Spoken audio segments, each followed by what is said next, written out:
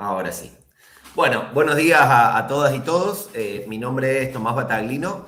Soy secretario de Relaciones Internacionales de la Federación Universitaria Argentina, una federación que forma parte de la OCLAE, la Organización Caribeña y Latinoamericana de Estudiantes. Justamente junto a la OCLAE empezamos a organizar y a pensar este encuentro. Y lo promovimos desde la Argentina porque nosotros hoy estamos a 21 de marzo de 2026 y en 3 días se cumple un aniversario del comienzo de de nuestro último golpe de Estado que dio inicio a la última dictadura cívico-militar en la Argentina. En este contexto de que estamos realizando una serie de actividades camino a este 24 de marzo, esta serie de actividades que tienen la idea de mantener viva la llama de la memoria, la verdad y la justicia, en este camino de pensar en una serie de actividades que tienen que ver, un segundo, ahí está, de pensar en una serie de actividades que tienen que ver en cómo pensar en esta última dictadura militar que nos dejó un saldo tan grave a nosotros como juventud, un saldo que tuvo que ver con cifras que nos siguen doliendo hasta hoy, como los 30.000 compañeras y compañeras que hasta el día de hoy están desaparecidos, saldos que tuvieron que ver con las torturas, con los centros clandestinos de detención, pensar justamente en cómo nosotros, en esta historia en la que nosotros todos los 24 de marzo salimos a las calles masivamente en nuestras marchas a recordar, no estuvimos solos, no fue solo la Argentina. Entonces, en eso me parecía muy importante que podamos encontrarnos con compañeras, con compañeros de toda América Latina y el Caribe, en lo que todos fuimos en parte, si se quiere, golpeados por el mismo plan. Y acá me parece que un poco la propuesta de este conversatorio tiene que ver con poder hablar de este plan Cóndor, de este plan Cóndor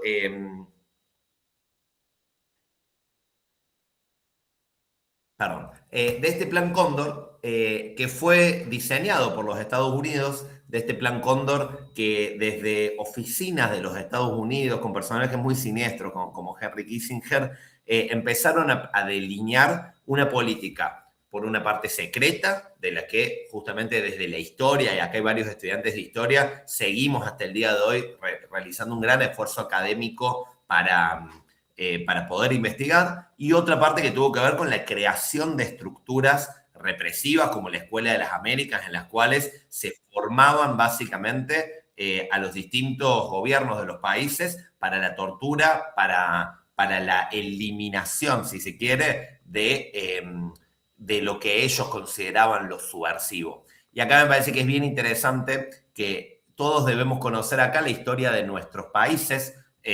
Yo les hablé recién un poco de la historia nuestra, Argentina, que por eso para nosotros es tan importante hablar de estos temas en estas fechas, hablar de cómo estos planes de tortura, estos planes de secuestros, estos planes de violación gigante de los derechos humanos no solo pasaron acá. Y en segundo lugar, cómo también, y acá está bueno que hagamos este ejercicio de historia comparada y que podamos contar de la realidad de los distintos países, cómo también se nos quiso imponer el mismo modelo económico neoliberal, y cuando uno ve las fechas y las historias de los países que tienen algunas similitudes, algunas diferencias, la imposición del neoliberalismo, la desarticulación de la clase trabajadora, la destrucción de la industria, son cuestiones que si uno se pone a ver, no solamente le corresponden en el caso argentino, le corresponden también a los distintos países de los que vamos a conversar ahora. En el caso de Chile, que el compañero Felipe todavía no se pudo sumar, es un caso paradigmático, ¿no? De cómo las injerencias extranjeras a la hora de derrocar un presidente como Salvador Allende, legítimamente elegido, popularmente reforzado, llevaron justamente a esta ola de golpes de Estado que me parece que es bien importante que podamos generar estos hilos para entender cuáles son estas cosas que vinculan la historia de Argentina con la de Uruguay, con la de Perú, con la de Bolivia, con la de Brasil, incluso con la de Ecuador. O sea, pensarnos en estas historias que nos repercuten a toda América Latina. Y de eso se trata un poco este encuentro, de que podamos primero compartir esas historias y después pensar más para adelante cómo hacemos como juventud para seguir dando estas peleas de acá en más.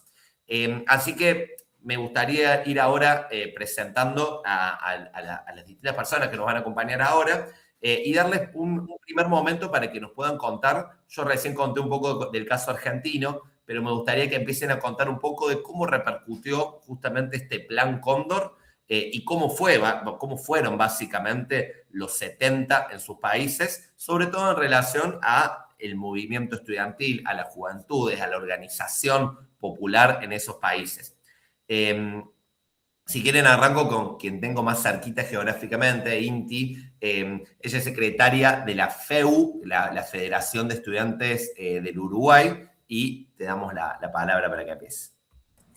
Bueno, buen día, ¿cómo están? Acá son las 10, hay el lugar que son más temprano todavía, así que más buenos días todavía. Bueno, mi nombre es Inti, soy, como decía Tomás, estudiante de Historia también, y secretaria de organización de la mesa ejecutiva de la Federación de Estudiantes Universitarios de acá, de Uruguay. Capaz que primero agradecerle a Tomás, obviamente, y a la Secretaría de Relaciones Internacionales de la FUA por invitarnos, por gestionar toda la actividad y demás. Obviamente también a los CLAE, que todavía no está José, pero ya va a llegar y le agradeceremos todos de nuevo. Y también a todos por encontrarnos, ¿no? Esto de inaugurar, como después de Tomás, esta actividad es bien interesante y bien lindo para la FEU. Como lo gratificante de eso, de poder reencontrarnos de distintos países y no solo desde el Cono Sur, ¿no? Que a veces también nos quedamos medio acá, bueno, poder expandir eso está bueno.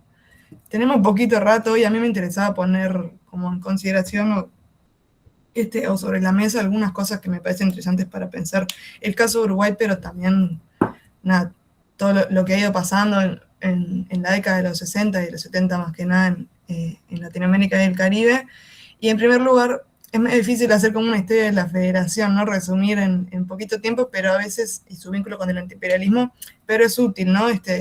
Por ejemplo, pensar en que la federación nuestra en un mes está cumpliendo 97 años, ¿no? Y somos de las organizaciones sociales más longevas, no solo de Uruguay, sino de América Latina y el Caribe en general también, ¿no? Casi 100 años es un montón. Y esa historia, ¿no? Si hacemos un repaso por eso, ha sido una historia que ha tenido como el antiimperialismo como bandera de forma muy marcada también, ¿no? Tanto nosotros como el resto de las federaciones que nos encontramos acá. Y en realidad, si nos trasladamos por un segundo, y es lo que nos convoca hoy a la década de los 60 y de los 70 principalmente, de este pasado más reciente, como le decimos a veces, hay que pensar que en realidad el Plan Cóndor en realidad se marcó en un proceso más grande, que fue el de la Guerra Fría, y específicamente la Guerra Fría latinoamericana, ¿no? Entonces, si desconocemos eso, es muy difícil pensar qué hemos hecho y qué nos ha pasado como latinoamericanos y como caribeños en esta época. Y entonces tampoco podemos obviar como el rol que tuvo el movimiento estudiantil uruguayo, ¿no? Y no de forma aislada. Y eso es un poco la base de lo que nos encuentra hoy acá. Y bueno, sabemos que en este periodo es muy conocido, ¿no? Politización radical que tuvo un alcance inimaginado, los estudiantes y los jóvenes como nuevos sujetos que trajeron nuevas demandas y trajeron nuevos proyectos y alternativas también en esta época. Y bueno, era un conjunto de jóvenes nativos de América Latina y el Caribe, convencidos, ¿no? Como con ideales muy claros de qué lugar tenían que ocupar en el mundo y cuál estaban ocupando en ese momento. Y los ejemplos de manifestaciones y de oposición tenemos miles, ¿no? Pero que en este momento, en esta década de los 60, como preludio del Plan Cóndor, se hicieron moneda corriente, o sea, muy usuales. Y no solo de oposición a la injerencia estadounidense y antiimperialista, ¿no? Sino de solidaridad con estudiantes organizados de otros países vecinos, pero no tan vecinos también. En Uruguay tenemos el antecedente en el 55 del Congreso Latinoamericano de Estudiantes que celebramos en Montevideo, que eso reanudó un poco los contactos entre nosotros. Tenemos una seguilla de visitas estadounidenses en Uruguay, ¿no? En la década de los 60 y los 70, desde Nixon a Eisenhower hasta Johnson, Rockefeller y Dan Mitrione, ¿no?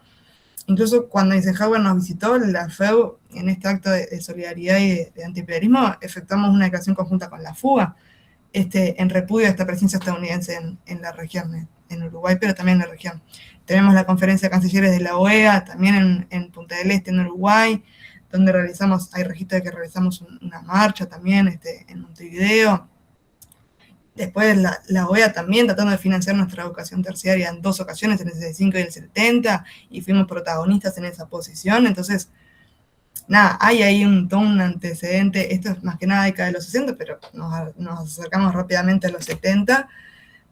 Pero claro, también es sabido que el recrudecimiento de esas medidas represivas y los procesos autoritarios y de golpe de Estado en realidad golpearon a todo el campo popular, incluido el movimiento estudiantil. Y nos enfrentamos a extrema vigilancia, persecución, clausuras, intervenciones, proscripciones, detenciones, torturas, exilio e incluso desapariciones, ¿no? Como pensar todas las estrategias represivas contra las sociedades también fueron contra el movimiento estudiantil. Y en realidad un poco lo que me refiero con esto de que la injerencia estadounidense no empezó con el Plan Cóndor, tiene que ver con esto, con que antes del 75 en Uruguay ya no sé, se habían desarrollado operaciones transnacionales, ¿no? de intercambio de inteligencia, de monitoreo y de persecución a opositores políticos entre los que estaban los estudiantes. Y acá hay como una suerte de paradoja también, ¿no? Porque consideramos, ¿no?, toda esta tradición antiimperialista y de una bandera muy marcada en oposición a la injerencia estadounidense. Y por otro lado también hablamos de que Uruguay junto con Argentina y Chile hasta el 76 eran de los países más comprometidos y con más entusiasmo con el Plan Cóndor. Y eso se desprende de los documentos desclasificados de Estados Unidos, ¿no? Como para pensar, bueno, Uruguay también fue muy protagonista previo al Plan Cóndor en estas maniobras militares, por ejemplo, de la UNITAS o de la Conferencia de Ejércitos Americanos que se celebró acá también. Entonces, esta cooperación regional se iba reforzando y reafirmando, y Uruguay estaba en primera línea de eso, ¿no?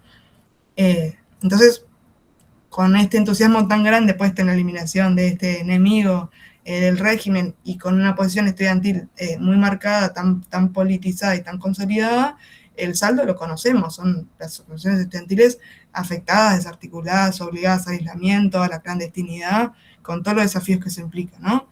Después de la ilegalización de la FEU, por lo menos, nos organizamos sin clandestinidad, pero entre el 74 y el 78 prácticamente sus acciones desaparecieron, ¿no?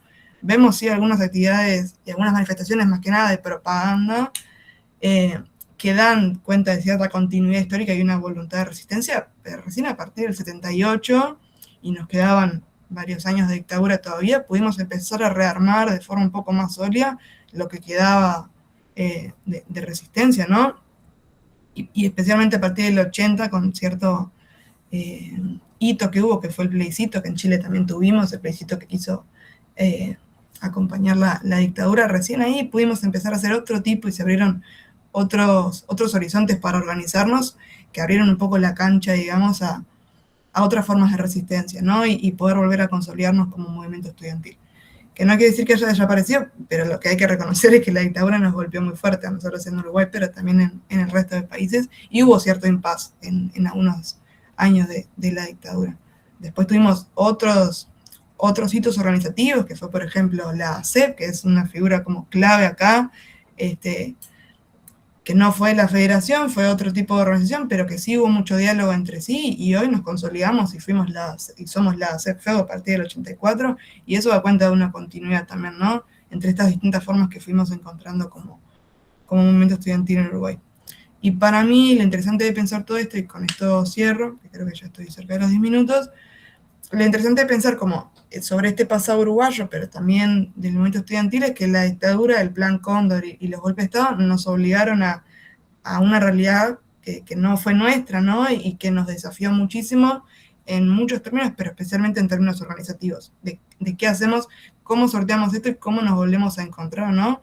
Con los saldos de desapariciones, de muertes, asesinatos de compañeros que nos iban pasando y bueno, todas las consecuencias que tiene eso, ¿no? Todo lo que nos remueve, no solo organizativamente, sino emocionalmente también, o sea, hay que como poder considerar todo eso, y es lo que tiene lo rico de poder mirar hacia el pasado también, ¿no? De eso los historiadores nos gusta mucho, pero que para el movimiento estudiantil también es clave, y a veces nos olvidamos mucho de esta dimensión pasada, que a veces nos ayuda a pensar cómo pensar nosotros como FEU, pero también cómo nos pensamos como un movimiento estudiantil continental, ¿no? Y nos permite hacernos ciertas preguntas, ciertas interrogantes y reflexiones de cómo cambiar el presente, pero también cómo cambiar el pasado, cómo articularnos para que eso suceda. Porque además no hay quiebre, ¿no? El antiimperialismo no dejó de suceder, sigue, lo vemos cambiar hace muchos, muchos años, lo vemos mutar, lo vemos acomodarse y tenemos que ir viendo y consolidando y dando respuesta a, bueno, cómo nos organizamos ante eso. Y esto es un poco lo que busca este encuentro también, ¿no? Que a mí nos parece, a todos me parece muy rico de poder siempre pensarnos en colectivo, no solo de forma aislada en Uruguay, sino porque la historia de los CLAE también es muy larga, ¿no? O sea, incluso de forma previa a los CLAE también había organización continental o por lo menos regional de los estudiantes. Entonces, no desconocer como ese pasado, tampoco quedarnos ahí, ¿no? O sea, poder tener la capacidad de proyectar para nosotros es fundamental también, ¿no? Y voy dejando por ahí como esta parte más previa y después pensamos más un poquito esta cuestión de lo proyectivo y de ahora en más. Bárbaro. Muchas gracias, Inti. Está buenísimo para romper el hielo y tu intervención. Vamos siguiendo en orden geográfico. Vamos acá con... a ver, Albert, ¿estás por ahí?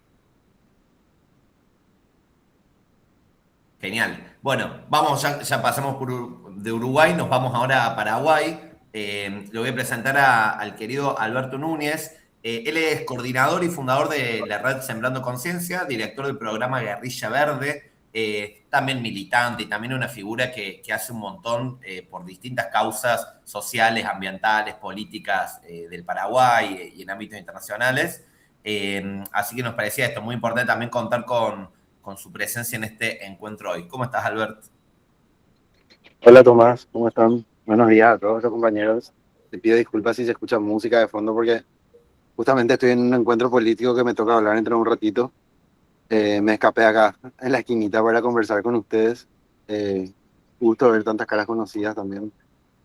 Y bueno, para hablar un poco del Plan Cóndor, Paraguay fue y sigue siendo un caso muy... No sé si se me escucha bien. Si me dicen, ok, continúo. Eh, un caso muy peculiar en toda Latinoamérica. Primero que nada, tuvimos la dictadura más larga de la región y del mundo. Tuvimos 34 años de dictadura. Tuvimos un antecedente, una guerra civil muy poco conocida, que eso fue como el preludio para un suelo fértil a la dictadura. Una guerra civil en 1947, donde tenemos más de 800.000 exiliados, 30.000 muertos. Justamente el partido hegemónico, que es el Partido Colorado, capaz acá muchos ya saben, fue el victorioso de esa guerra contra el Partido Comunista, el Partido Liberal, el Partido Febrerista, y prácticamente toda la intelectualidad de Paraguay murió en 1947. ¿Migró o simplemente murió asesinado? Muchos a Buenos Aires, muchos a Europa. Y años siguientes ya llega Alfredo Stroessner, que fue el dictador supremo de Paraguay durante 34 años. Fue premiado por los Estados Unidos durante muchos años como el campeón anticomunista.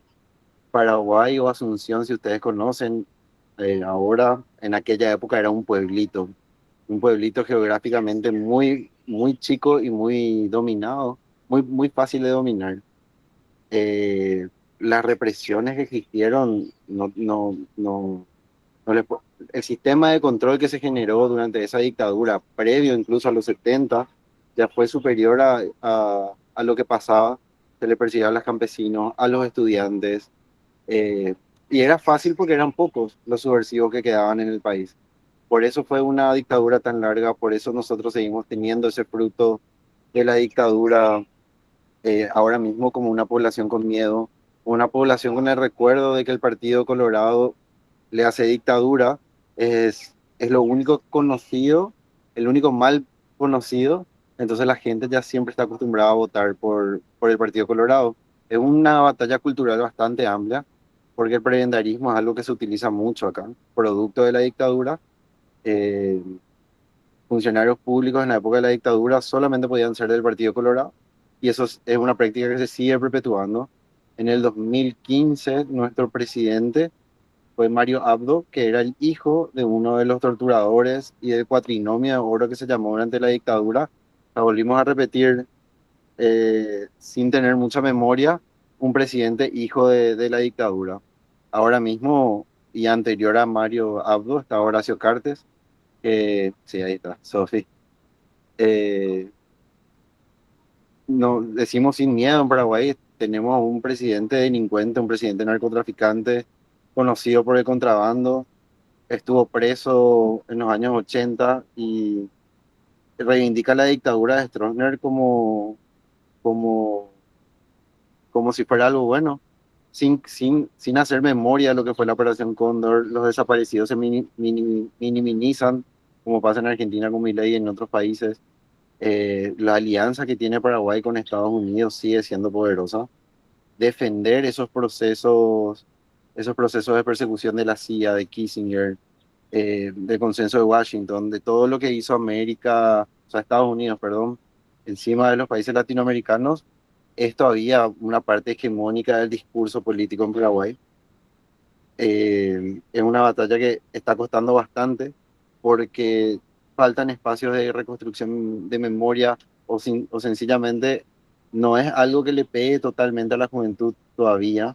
Sí, así siendo coordinador de muchos grupos juveniles, noto que hay una memoria distinta, noto que hay un cambio de chip en esta juventud, pero también muy reacia a la política. Y eso es capaz de algo muy peculiar en Paraguay. Digo eso porque sé que países como Argentina están más politizados, pero sí noto también que necesitamos insistir, ver la forma de cambiar discurso y hablar un poco más de estos temas con la juventud sin que golpeen. Otra cosa que puedo contar de Paraguay sobre la Operación Cóndor es que acá se descubrieron los archivos del terror. No sé si están al tanto de eso, que en Lambaré un profesor que fue torturado, Martín Almada, ya falleció. Se encontraron los archivos del terror y estaba la documentación más grande de todos los casos de conexión de esta operación, ¿verdad? Que nos involucró a todos nosotros.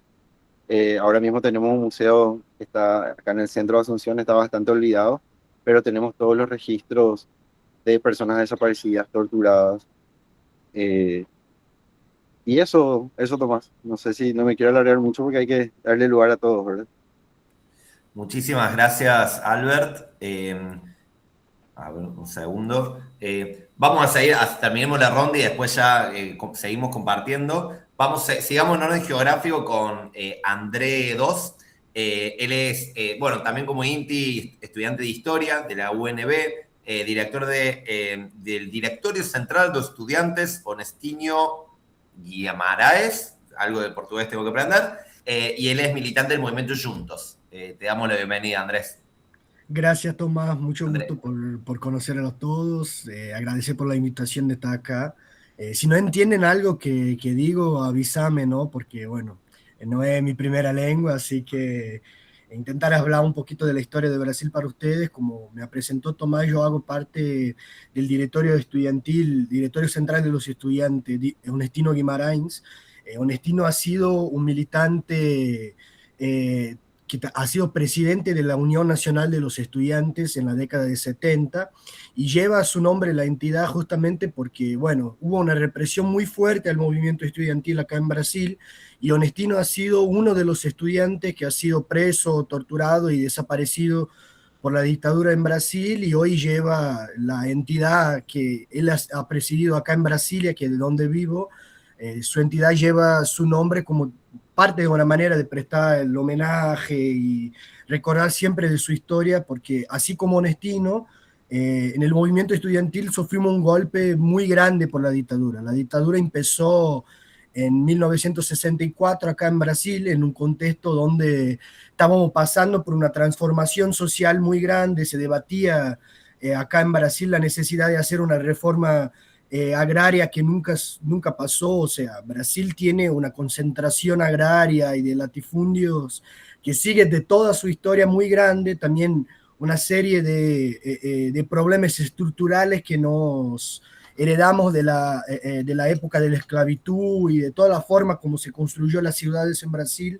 En la década de 60 teníamos un presidente que se llamaba João Goulart, que era parte de una tradición política que era del que nosotros decimos trabajismo, que sería parte de una tradición política nacionalista que existe en América Latina, que estaba haciendo discusiones que no llegan cerca de ser como el comunismo, el socialismo, pero eran discusiones sobre soberanía nacional, sobre desenvolvimiento de la industria, sobre la reforma agraria, y bueno, nosotros sabemos cómo para Estados Unidos y para la burguesía locales, ese tipo de reforma, ese tipo de tentativa de ganar derechos incluso a los trabajadores, no interesa a Estados Unidos, no interesa a la burguesía que tiene interés de vender todo el patrimonio, todas las cosas que tenemos en Brasil tienen interés de venderlas a Estados Unidos y financiaron el golpe como parte de una tentativa también de hacer Brasil como un laboratorio de las dictaduras en América Latina. O sea, Brasil ha sido un laboratorio principalmente de cómo utilizar la estrategia de la tortura como una herramienta de guerra, cómo hacer la tortura una parte fundamental del régimen para desarticular los movimientos estudiantiles, los movimientos sociales. Y bueno, en particular en Brasil, el movimiento estudiantil ha sido quizá el movimiento que pudo expresar las mayores actividades de masas contra la dictadura. En Brasil, tras la muerte de un estudiante del colegio que se llamaba, a ver que me escapó el nombre ahora, pero tras la muerte de un estudiante de la escuela, se organizó las primeras grandes manifestaciones en 1967 contra el régimen. Bueno, se empezó el régimen en 64 y pasamos años más o menos casi sin movilización, también porque se desarticuló los movimientos, se puso en la ilegalidad una serie de partidos como el Partido Comunista, los partidos que representaban la tradición también trabajista, o sea, tras la muerte de este estudiante, se pasó a organizar una serie de movilizaciones que culminaron en la gran movilización, la mayor movilización hasta la década de 80, que es la movilización de los 100.000 estudiantes en el Río de Janeiro, que estaban denunciando no solo la muerte del estudiante Edson Luis, que se llamaba, pero también toda la represión del movimiento estudiantil. Tras esa serie de manifestaciones entre 1968 y 67, la dictadura va a hacer los planes más duros para la represión del movimiento, tras la edición de una instrucción normativa que acá le decimos AI5, que significa Acto Institucional número 5, que dio la fuerza a la dictadura para perseguir, torturar, desaparecer una serie de militantes. Y bueno, ha sido un golpe muy duro porque por todas las partes del país, así como en mi universidad, la policía militar y el ejército empezaron a invadir las universidades, cerrar los centros de estudiantes y desaparecer las lideranzas del movimiento. Onestino Guimarães, como estaba diciendo, ha sido presidente de la Unión Nacional de los Estudiantes, que es la mayor organización estudiantil y que organiza el mayor congreso estudiantil de América Latina. Y bueno, la Unión Nacional de los Estudiantes existe desde la década de 30. Y una de las primeras acciones de la dictadura militar ya en 64 ha sido poner la Unión Nacional de los Estudiantes en la ilegalidad. O sea que entre 64 y 85, la UNE, que como nosotros la llamamos, hizo todo su congreso en la clandestinidad. O sea, era hiperclandestino y todos sus militantes de alguna manera estaban también en la clandestinidad.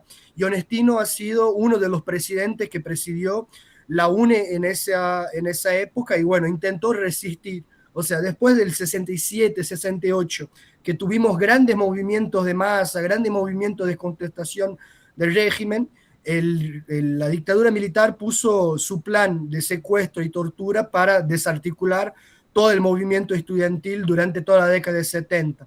Pero en los fines de la década de 80 se empezó a gestionar acá en Brasil también un otro movimiento de contestación muy grande al régimen de la dictadura, que ha sido el movimiento de las diretas ya, o sea, la movilización para que podamos elegir nuevamente los presidentes y pueda votar directamente al presidente, porque estaba siendo, bueno, era una dictadura y el presidente era elegido por las juntas militares que estaban gobernando. Y bueno, en esa época el movimiento estudiantil renace en el Brasil tras todo ese momento de represión, de secuestro, de de dictadura y renace la Unión Nacional de los Estudiantes, que sigue funcionando hasta hoy. Nosotros del colectivo Juntos somos parte también de la Unión Nacional de los Estudiantes y bueno, estamos en varios directorios centrales de los estudiantes, como el que hago parte de Brasilia, pero en todo Brasil es común que los directorios centrales de los estudiantes lleven los nombres de los militantes que, bueno, fueron secuestrados y murieron defendiendo no solo el fin de la dictadura, pero también la libertad del movimiento estudiantil, que ha sido fundamental para construir las campanas de la directa ya y, bueno, construir la redemocratización en Brasil, que ha sido muy dura para conquistar. Bueno, pasamos casi 21 años de dictadura en Brasil, que desarticuló el movimiento estudiantil, pero con la fuerza que tuvimos en ese momento, en la década de 80, pudimos renacer el movimiento. Y bueno, es una historia muy rica porque es una historia que dice sobre no solo la defensa contra la dictadura, pero también de un proyecto alternativo que nace del movimiento estudiantil, de las universidades, la tentativa de construir una universidad más justa y popular. Bueno, acá en Brasil las universidades no tienen ingreso universal como en otras partes de América Latina. Vos tenés que hacer una prueba, una encuesta, lo que hace que las universidades también sea un espacio muy elitista. Poca gente del pueblo en general consigue entrar en la universidad. Entonces, en paralelo con la lucha contra la dictadura, el movimiento estudiantil también pudo sobrevivir porque estuvo siempre junto a la tentativa y la construcción de un movimiento por el ingreso y la universalización de la educación en Brasil. Bueno, les cuento un poco de la historia y después hablamos un poco de cómo anda Brasil actualmente, porque seguro saben que Bolsonaro siempre fue un defensor muy grande de la dictadura en Brasil. Tuvimos en la historia reciente una tentativa de normalización de lo que ocurrió en la década de 60, 70, 80, y hablar de la historia y de la memoria es fundamental, porque bueno, es la historia de cómo también el imperialismo americano intentó subordinar a Brasil y sigue intentando subordinar la economía brasileña y la economía de la América Latina. Bueno, sigamos después. Mucho gusto, ¿no? Gracias por el convite.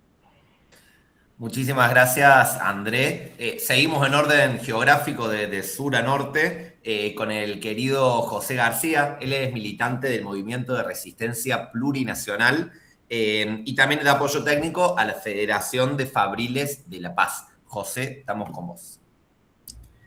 Bueno, nuevamente buenos días a todos los hermanos y hermanas presentes, digamos. Es un gusto poder estar en el coloquio, reflexionando sobre estas situaciones que han sido determinantes para la historia de América Latina, para la juventud latinoamericana, para los movimientos de resistencia en momentos de avance imperialista en América Latina. Un poco en el caso de Bolivia, en materia histórica, digamos, nosotros tuvimos un periodo de dictaduras relativamente interrumpido, a diferencia de los casos como Brasil, como Paraguay, como Chile, de un periodo de 16 años, que arranca con el golpe de Estado de 1964, concentrado contra el movimiento obrero boliviano. El movimiento obrero boliviano 12 años antes había liderado una revolución armada que derrotó al ejército boliviano en el año 1952.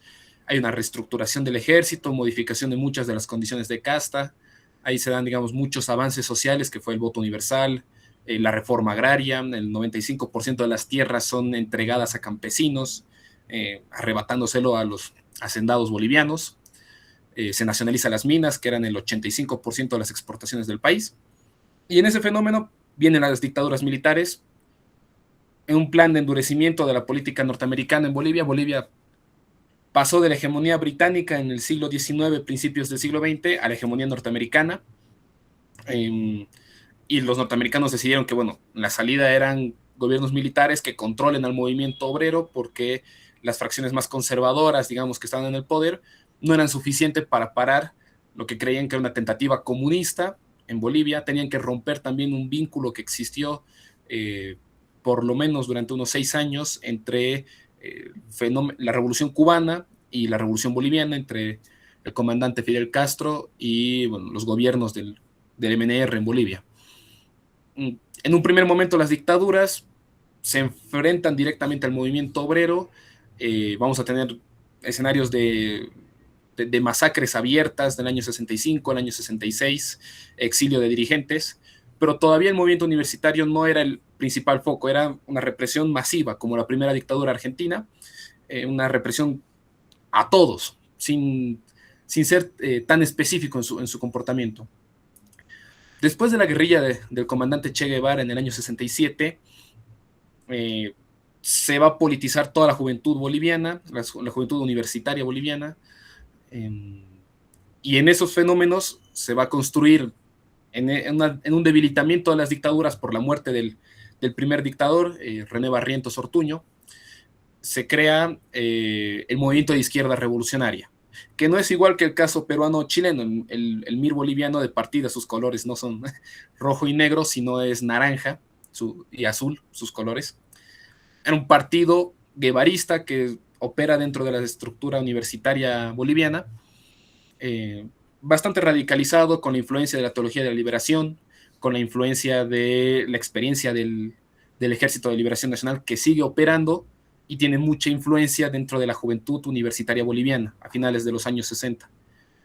Cuando llega el golpe de agosto del año 71 a la cabeza de Hugo Banzer, que ya desde ese momento podemos ver cómo se estaba cuadrando en el caso boliviano lo que podría ser la base de un plan Cóndor, porque quienes apoyan el golpe son la dictadura brasileña, financiando económicamente al coronel Banzer, y Stroessner en Paraguay, dando el espacio para que el ejército, para que se ingresaran todos los grupos golpistas que habían sido exiliados del país por la frontera paraguaya con Bolivia, en Santa Cruz de la Sierra, en el oriente boliviano. Cuando entra el golpe, ya más debilitado el movimiento obrero, su enfoque es ahora sí una represión selectiva, enfocada en el movimiento universitario. El discurso era: tenemos que acabar con el comunismo, tenemos que acabar con estas formas de sedición con los miembros de la guerrilla, y el ataque selectivo es principalmente contra movimiento universitario y cualquier posible vínculo con la guerrilla. En Bolivia se armaron cerca de 5 centros clandestinos dirigidos por la policía, aunque era una combinación entre aparato civil policial y aparato militar. La dictadura va a tener casos fuertes de desapariciones, violación de derechos humanos. Y ya en el año 75-76, cuando se esboza todo el tema del Plan Cóndor, ya Bolivia tenía 4 años, digamos, de un antecedente de esta práctica, que ya empezó de manera bilateral a generar vínculos para deportaciones de miembros, sobre todo del MIR, estudiantes universitarios que habían sido opositores a la dictadura. Ya desde el año 73 hay un vínculo con Pinochet para deportaciones de militantes chilenos que habían llegado a Bolivia y militantes miristas bolivianos que se habían alojado en Chile. Hay una relación todavía no fuerte, pero existente al final del año 75 con el caso de la Argentina, pero que evidentemente es a partir del golpe del general Videla que se hace muy evidente. De hecho, el presidente al cual Hugo Banzer va a golpear, a los 3 meses de asumir Videla, se lo asesina en Argentina, el general Juan José Torres. En un café, ni siquiera es como una acción tan planificada. Se lo encuentra en la calle y unos paramilitares lo revientan a tiros en la calle, básicamente, en Buenos Aires. Bolivia va a ser parte más que principalmente encargada de deportar militantes argentinos y chilenos a las respectivas dictaduras. Es el rol más fuerte que va a jugar la Bolivia en el Plan Cóndor, y que después el general Banzer tiene que retirarse en el año 78 por una huelga general de trabajadores mineros en Bolivia. Tenemos el golpe del 80 con el general Luis García Meza, que vino antecedido de prácticas muy vinculadas a la dictadura argentina, como fue, por ejemplo, la captura, el secuestro, tortura y exposición pública del cadáver del cura Luis Espinal, que era uno de los grandes comunicadores sociales que tenía el Bolivia, muy vinculado con la teología de la liberación, y que estaba vinculado con el movimiento democrático boliviano, con el movimiento obrero boliviano. Se lo tortura y se lo bota en un bosquecillo, en un parque público, el cuerpo completamente destrozado, y como una señal de advertencia de la nueva política que iba a adoptar Bolivia. Entre el año 80 y el año 81, este gobierno trajo paramilitares argentinos, conocidos como los novios de la muerte, que utilizaban sistemas como, por ejemplo, cuando se hacían secuestros de individuos, utilizaban las ambulancias públicas como forma de llevar a los presos políticos. El caso más sonado fue la desaparición del dirigente de antecedente universitario, pero ya construyendo uno de los partidos más importantes de la resistencia a la dictadura, y el único miembro que planteó un juicio de responsabilidades al general Banzer, Marcelo Quiroga Santa Cruz. Se lo desaparece, es la desaparición más conocida en Bolivia, hasta ahora no se sabe dónde quedaron los restos de Marcelo Quiroga. Hay versiones que quedaron en la hacienda del ex dictador Banzer, otros que plantean que está en el Estado Mayor en Bolivia, todavía sin poder desenterrar el cuerpo. Al final, cuando cae la dictadura, el golpe de García Meza va a limpiar toda la participación del general Banzer en el Plan Cóndor, y ya en el proceso democrático se va a impedir cualquier juicio al general Banzer.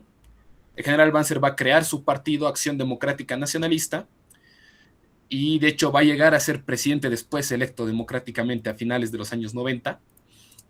Una paradoja muy, muy triste en la historia boliviana, y que si bien parte de los gobiernos recibieron un juicio, como fue el caso del gobierno del general García Meza, donde miembros del movimiento de la izquierda revolucionaria del MIR lograron hacerle un juicio de responsabilidades que terminó con la máxima pena posible en la dictadura, que es un periodo de 30 años de cárcel en Bolivia.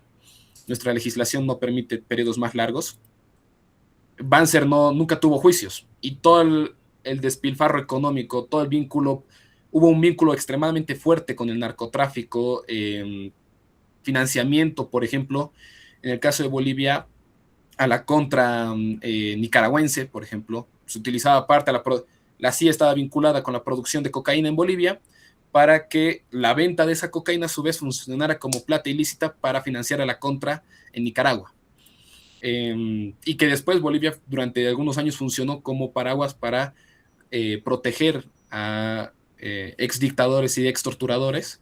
El caso más conocido fue Klaus Barbie, el carnicero de Lyon, que tiene un amplio espectro durante la Segunda Guerra Mundial como torturador de la resistencia francesa, que operó como cabeza de torturas en el caso boliviano durante la dictadura de Banzer y la dictadura de García Meza.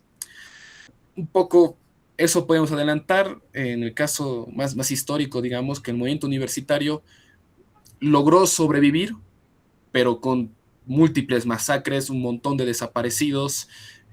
Digamos, la parte más heroica del movimiento de la izquierda revolucionaria, la mayoría de ellos van a morir en centros clandestinos o en masacres abiertas, como fue la calle Harrington, que masacraron a toda la plana mayor del partido en una casa en la ciudad de La Paz, pero que dentro de todo se pudo recomponer el movimiento universitario. Sin embargo, ya después de los años 90, muchos de los ex dirigentes del movimiento universitario, ya entregándose a los norteamericanos, entregaron las banderas de lo que fue la resistencia a la dictadura. El mismo partido del MIR en los años 90 hizo presidente a Hugo Banzer Suárez en la democracia pactada.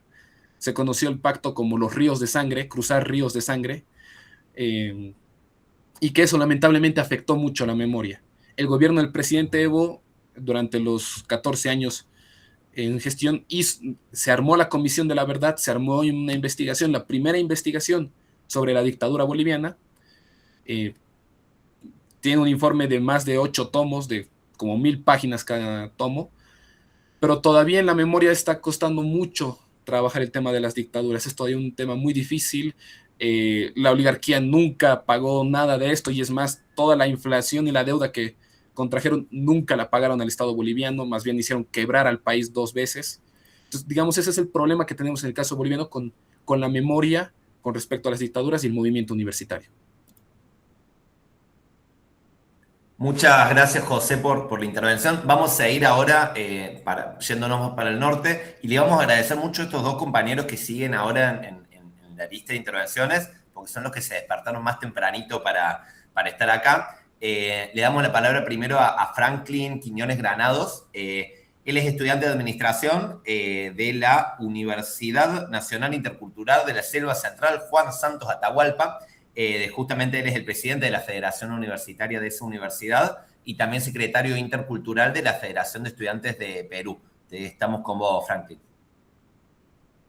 Muchas gracias, Tomás. ¿Qué tal con todos? Buenos días, chicos. No sé si me escucha bien. ¿Sí? ¿Se me escucha?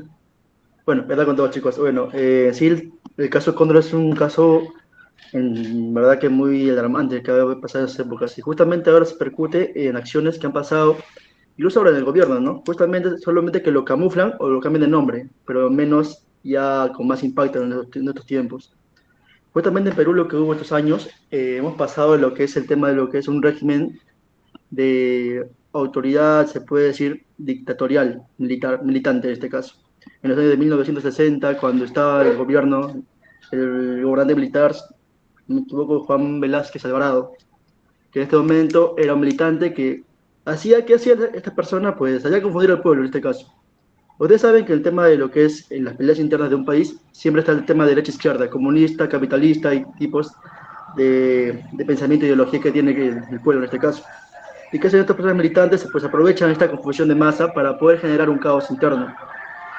Justamente es lo que hizo estos militantes, de Juan Velasco, el señor Francisco Morales Bermúdez, que eran gobernantes militantes en el Perú, pues hacía confusión, que hacía que todas las personas que, digamos, dirigentes, políticos, personas que empezaban una rebelión o empezaban una pelea, una protesta, una lucha, lo decían, eran izquierdistas, comunistas, que yo le digo a terroristas en este caso, y nos callaban, ¿no?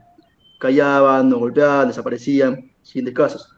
En este caso, la FE como federación hemos estado desde el año 1900 con luchas diferentes con temas de universidades, gremios y dirigentes estudiantiles, en los cuales la marcha que hemos tenido más fuerte fue en el año 1977, que fue una lucha contra el régimen dictatorial que estuvo en ese momento, en los cuales en ese momento no se podía, como universitario, en esos tiempos no se podía ir a una prensa, no se podía ni siquiera ir a hacer una huelga, una marcha, porque al toque te pintaban como terrorista. ¿Qué te decían? Ah, no, tú eres el grupo de Sendero Luminoso, tú eres el grupo de un comunista, pico y pala, te marchaban y te marginaban y te desaparecían en este caso. Justamente es que eso en el Perú ya se realiza un poco menos impacto para el Cóndor porque el tema de que no lo hacían tan explícitamente, ¿no? Ha tenido un poco de impacto con ese nombre, pero sí, ha tenido el mismo proceso en este caso en el país. Ya acabando el año 1980, ya recién como que se acaba el tema un poco, el tema del régimen militar, y se cambia a un poco más político por el tema democrático. Pero en este caso, no sé si ustedes han visto también que el último problema que hubo, el tema el año pasado, por ejemplo, cuando hubo la marcha de Generación Z, que lo proveyeron algunos de los países, también por el tema de lo que es la derroca militar y el tema del gobierno, hay muchos todavía en el gobierno que disfrazan esta parte donde dicen, ¿no? Los jóvenes ahorita están con el tema de lo que es terroristas, son jóvenes de crecimiento, y lo que buscan ahora es hacer un divisionismo en todos los regímenes de lucha universitaria. Es lo que están buscando ahora en este caso. Por eso lo importante ahorita es ver la diferenciación en que estos señores aprovechan el tema de la confusión interna entre una ideología política o entre una ideología setista o una ideología que se basa en el tema de lo que es un régimen, se puede decir, capitalista, ¿no? Capital. Por ejemplo, en este caso, como mencionó antes, mucha diferenciación entre un comunismo y un tema de lo que es el régimen político capitalista, que estos señores aprovechan esa confusión para poder ingresar y hacer divisionismo en este caso. Es lo que se ha abarcado en Perú en este caso, y fue un poquito bien complicado, y todavía se mantiene todavía la lucha en este caso. Gracias. Muchísimas gracias, Franklin. Ahora le damos la palabra a Nela Cedeño. ¿Estás por ahí? Por aquí estoy. Bárbaro. Bueno, la presento a Nela. Nela desde Ecuador. Ella es abogada, secretaria de las Juventudes Latinoamericanas Progresistas y una enorme referenta política y social de la Revolución Ciudadana de Ecuador. Estamos con vos, Nela. Muchas gracias, Tomás. Muy buenos días, compas. La verdad es que un gran honor estar aquí en este espacio, felicitando la iniciativa en el marco de los 50 años del Plan Cóndor, que nos atravesó en todo el continente. Así que me parece sumamente importante que se puedan configurar estos espacios para conversar de lo que nos pasó y lo que nos está pasando en este momento.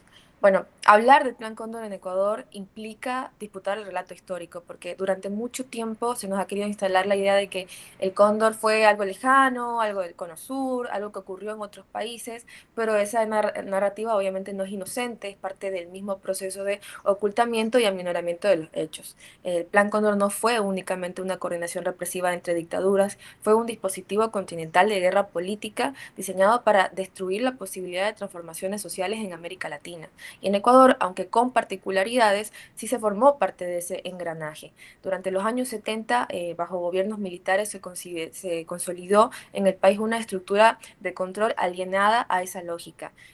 Aparatos de inteligencia conectados con redes regionales, vigilancia sistemática a estudiantes, sindicatos y militantes, persecución selectiva a liderazgos políticos, intervención en universidades como espacios de pensamiento crítico. Y no solo se trataba de reprimir, se trataba de reconfigurar la sociedad ecuatoriana de aquel entonces. Entonces, como lo señalaba con claridad Jaime Galarza Zavala, quien fue un escritor, ensayista y periodista ecuatoriano, intelectual de izquierda profundamente crítico con el poder económico y político de la época y un militante del pensamiento antiimperialista en Ecuador, el poder en nuestro país operaba muchas veces no a través del terror masivo visible, sino mediante mecanismos más silenciosos pero profundamente eficaces.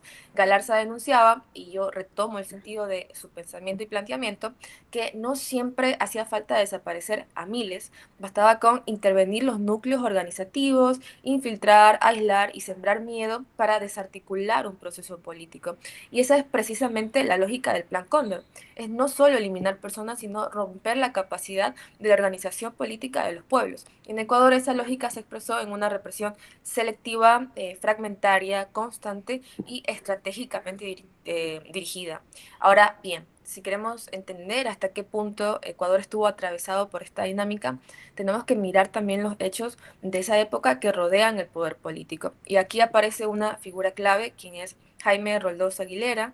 Roldós asume la presidencia del Ecuador el 10 de agosto de 1979 y ese momento era clave porque marcó el retorno de la democracia después de años de gobiernos militares que fueron del 72 al 79, representó una ruptura política en la lógica autoritaria de la década anterior, inaugura un proyecto con énfasis en derechos humanos y soberanía regional, algo muy poco común en ese contexto latinoamericano que estaba dominado por dictaduras.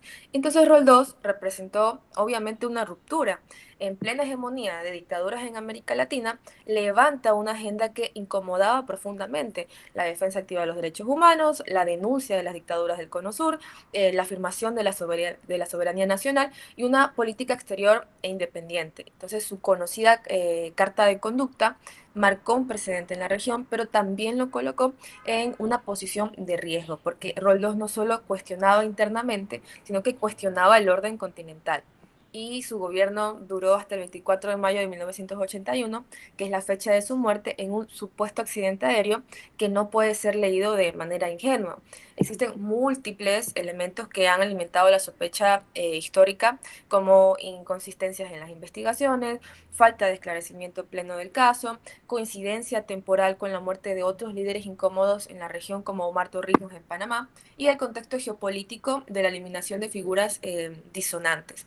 Entonces, esto, si bien no es una afirmación concluyente, sí es una hipótesis política respaldada por el contexto histórico, que la muerte de Roldós podría estar vinculada a las lógicas del disciplinamiento del Plan Cóndor, porque el Cóndor no solo operaba con desapariciones clandestinas, también podía operar mediante la eliminación encubierta de liderazgos políticos.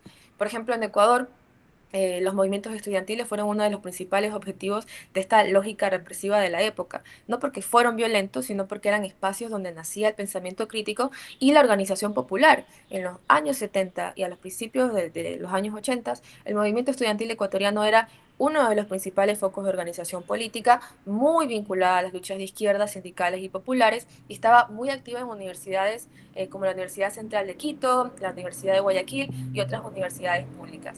Por eso, dentro de la lógica del Plan Cóndor, los estudiantes eran vistos como potenciales subversivos, semilleros de militancia política y actores claves para la transformación social de nuestro pueblo. Y aunque no hubo desapariciones masivas, como en Argentina o en Chile, sí hubo una represión focalizada y estratégica coherentes con la lógica del Cóndor, como la vigilancia y la inteligencia, hubo seguimiento a dirigentes estudiantiles, infiltración en organizaciones universitarias, registro de militantes y activistas, porque esto buscaba anticipar y controlar cualquier tipo de proceso organizativo. También hubo una criminalización de la protesta, movilizaciones reprimidas, detenciones arbitrarias, estigmatización de los estudiantes como subversivos, porque claro, se trataba de instaurar que protestar tenía que ser tratado como un delito político. Hubo intervenciones en las universidades con presencia policial y militar en los campus, casi de manera permanente, control de espacios estudiantiles, intentos de debilitar federaciones estudiantiles, y las universidades eran vistas como territorios peligrosos. También se desarticuló organizativamente con la persecución a liderazgos clave, fragmentación interna de movimientos y la generación de miedo para frenar la participación. Y esto es clave porque no era solo reprimir, era romper la continuidad del movimiento. Entonces las universidades fueron tratadas como territorios de riesgo, se vigiló, se infiltró, se persiguió a dirigentes estudiantiles, porque el objetivo no era solo controlar el presente, sino impedir que surjan nuevas generaciones organizadas. Entonces el Plan Cóndor de Ecuador operó también en las aulas, en las asambleas, en los pasillos universitarios, ahí donde se estaba construyendo el futuro político del país. Y ese no es el único elemento. También existen registros y denuncias sobre cooperación entre fuerzas de seguridad ecuatorianas y otras del Cono Sur, intercambio de información de inteligencia, persecución de militantes que cruzaban fronteras, vigilancia a exiliados políticos en territorio ecuatoriano. Y todo esto, si se dan cuenta, configura un patrón que, aunque menos visible que en otros países, es coherente plenamente con la arquitectura del Plan Cóndor. En ese sentido, Ecuador vivió una forma de dominación que no necesitó siempre de el espectáculo del terror, porque operó a través de mecanismos más sutiles, pero profundamente efectivos. Una represión que buscaba no solo controlar el presente, sino bloquear el futuro, como ya lo había dicho. Porque cuando se debilitan organizaciones, cuando se instala el miedo, cuando se fragmenta la lucha, lo que se destruye no solo es la coyuntura, sino la posibilidad de la continuidad histórica de los procesos. Por eso me parece que hoy debemos decirlo con mucha claridad: Ecuador no fue una excepción, fue parte de esta estrategia continental, y por eso hablar del Plan Cóndor hoy no es un ejercicio meramente académico, es un acto de memoria política y es recuperar lo que intentaron destruir: la organización, la conciencia, la capacidad de lucha colectiva, porque si el Plan Cóndor busca desarticularnos, nuestra tarea histórica sigue siendo la misma: volver a articularnos. Quedo hasta ahí, querido Tomás. Un segundo. A ver, bueno, muchísimas gracias, Nela querida, por tu intervención. Y me parece que es espectacular esto que has hecho para poder dar cierre a este primer bloque.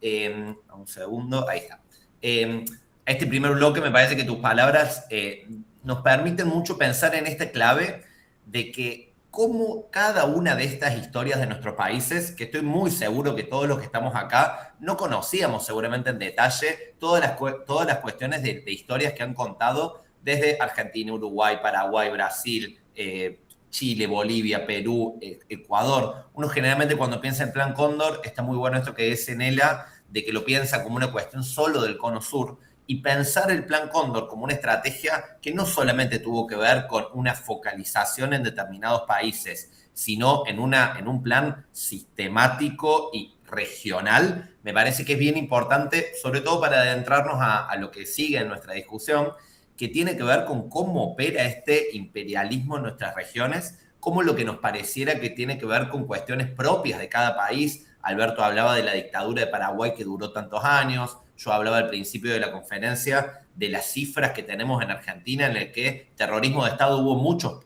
países que estuvieron ligados al Plan Cóndor, porque el Plan Cóndor justamente lo que buscó es instalar el terrorismo de Estado como práctica para disciplinar a la sociedad. En el caso argentino tenemos de los números más tenebrosos, ¿no? O sea, 30.000 compañeros que fueron desaparecidos por la dictadura.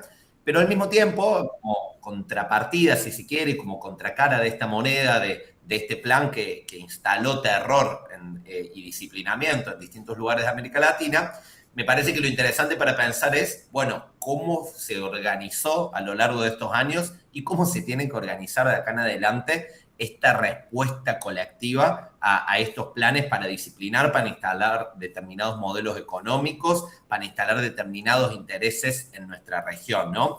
Entonces, ahí me parece que hay dos dimensiones. En primer lugar, esto que varios de ustedes hablaron, que tiene que ver con este ejercicio de hacer memoria. Es bien importante que nosotros como juventudes de nuestros países conozcamos la historia de nuestros países, pero también es bien importante generar espacios como este, de los que no hay muchos, en los que podamos conocer la historia del país que tenemos al lado, ¿no? Porque en definitiva no solo importa saber, en el caso argentino, lo que pasó con la dictadura argentina, importa poder conectar eso con lo que le pasó a Chile, a Uruguay, a Paraguay, a Bolivia, que cuando conoces esas historias te das cuenta de que en realidad hubo un plan sistemático de fondo, y en eso me parece que es bien interesante dar la batalla, además de la batalla política, en la batalla en la disputa de sentido. Hay algo que también lo decía el compañero de Brasil, que cuando lo mencionó Bolsonaro, hay un intento muy fuerte de la derecha, primero por pasar al olvido.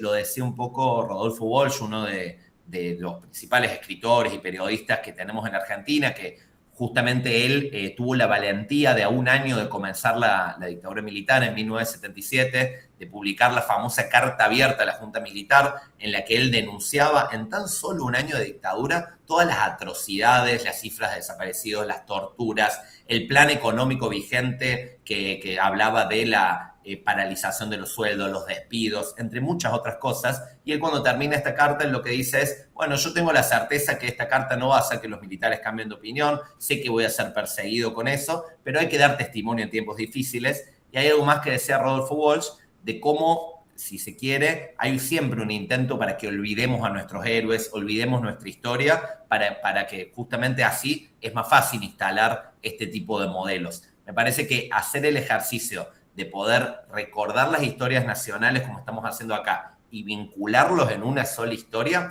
es muy fundamental. Y con esto vuelvo a lo que quería decir, que tiene que ver con la lucha contra el olvido y la lucha contra los negacionistas, porque el problema no es solamente que quieren que no hablemos de esto, que quieren que no pensemos que hubo vinculación de lo que pasó en la historia ecuatoriana con el Plan Cóndor o en la historia argentina o en la historia brasilera. Lo peor de todo es que ahora no solamente nos dicen que olvidemos, nos dicen que hicieron bien esos genocidas en hacer lo que hicieron. Y esa batalla cultural en la que tenemos que enfrentar va a arrancar de esto. Arranca porque nosotros mismos como militantes, como jóvenes comprometidos con las causas nacionales, pero también con la causa latinoamericana, hagamos parte nuestra de esta historia y comprometamos justamente en delinear un futuro juntos, ¿no? Con esto que, para cerrar esta primera parte histórica y para no estirar, justo ahora se conectó nuestro compañero desde Cuba, José Alejandro Alonso, que es el presidente de la OCLAE, y quién mejor que él para poder dar inicio a este segundo bloque en el que me interesaba que podamos empezar a conversar en esto de, bueno, la charla se llama Del Plan Cóndor al Shield of Americas, que es este nombre patético que se han dado distintos líderes de la derecha latinoamericana, incluido nuestro presidente en Argentina, para poder arrodillarse a los intereses imperialistas de la región. Me parecía que era interesante vincular esta historia común con este presente de estos grupos, esto de derecha radicalizada o no tan radicalizada, pero que lo que buscan es que olvidemos nuestra historia, que nos desintegremos como región y sobre todo, y acá por eso me parece que es muy importante que lo escuchemos a José, que le soltemos la mano a los países que necesitan nuestra ayuda. Y acá me parece que todos en nuestras realidades nacionales estamos atravesando situaciones más o menos difíciles, pero sin duda los ojos de todos acá están puestos en lo que está pasando en Cuba, está puesto en esta situación que se está recrudeciendo por las medidas que toman, que son medidas criminales que toma Estados Unidos, que violan todos los derechos humanos que tienen que ver con el caso cubano. Y justamente Cuba no fue parte del Plan Cóndor, pero básicamente el Plan Cóndor tuvo que ver con la Revolución Cubana, ¿no? Entonces, me parece que es bien importante que escuchemos a José, que Cuba en su momento, y lo sigue siendo, ha sido muy solidaria con todos los procesos que tenemos en los países de América Latina. Me parece que es bien importante esto, pensar en cómo podemos, además de dar estas luchas por la memoria, poder dar luchas para poder seguir solidarios con Cuba en estos momentos tan difíciles. Bueno, José, perdón por la intro larga, pero quería presentarte y darte la palabra, y una vez que termines de hablar, darle la palabra para que hagamos como un cierre, y si queda tiempito, vamos a ver, la idea es que no duremos hasta más de las 12, contestar algunas otras preguntas que salgan de la reflexión. Ahora sí, con vos, José. Muchas gracias, Tomás, por la invitación a este espacio, y también agradecer a todas las personas que se encuentran conectadas. Sin duda alguna, la historia nos vuelve a poner en este lugar para analizar todo lo ocurrido con anterioridad, porque si no volvemos a esa historia tan sangrienta a inicios de la década de los 70 que vivió nuestra región, por supuesto que estamos condenados a repetir eso en este instante, porque pretenden hacernos olvidar esa historia, pero nosotros tenemos memoria y no vamos a cometer esos mismos errores. Aunque Cuba no estuvo directamente vinculada en las acciones que se derivaron del Plan Cóndor, sí lo estuvo indirectamente, porque la Revolución Cubana, por supuesto, que motivó a más países de América Latina y el Caribe y el mundo a hacer sus propias revoluciones sociales. Y por supuesto que el imperialismo, ante esta amenaza moral que representaba Cuba para su hegemonía y también su poderío en la región, por supuesto, que no le quedaba otra alternativa que a través de la fuerza, a través del terrorismo, por supuesto, tratar de eliminar a todas esas personas que, por supuesto, tenían que realizar esa noble labor de crear una revolución.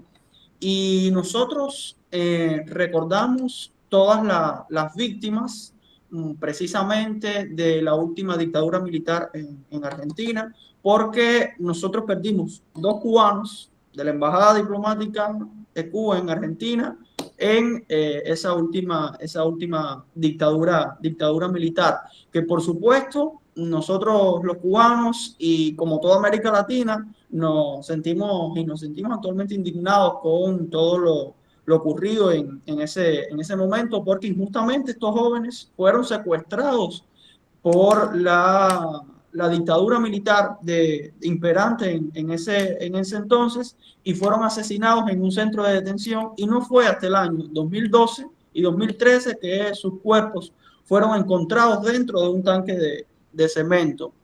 Y realmente nosotros cada año lo recordamos y los llevamos a colación. Y realmente en este contexto tan complejo para la región, intentan establecer un nuevo plan Cóndor, por supuesto, para evitar que el progresismo en América Latina y el Caribe siga reinando.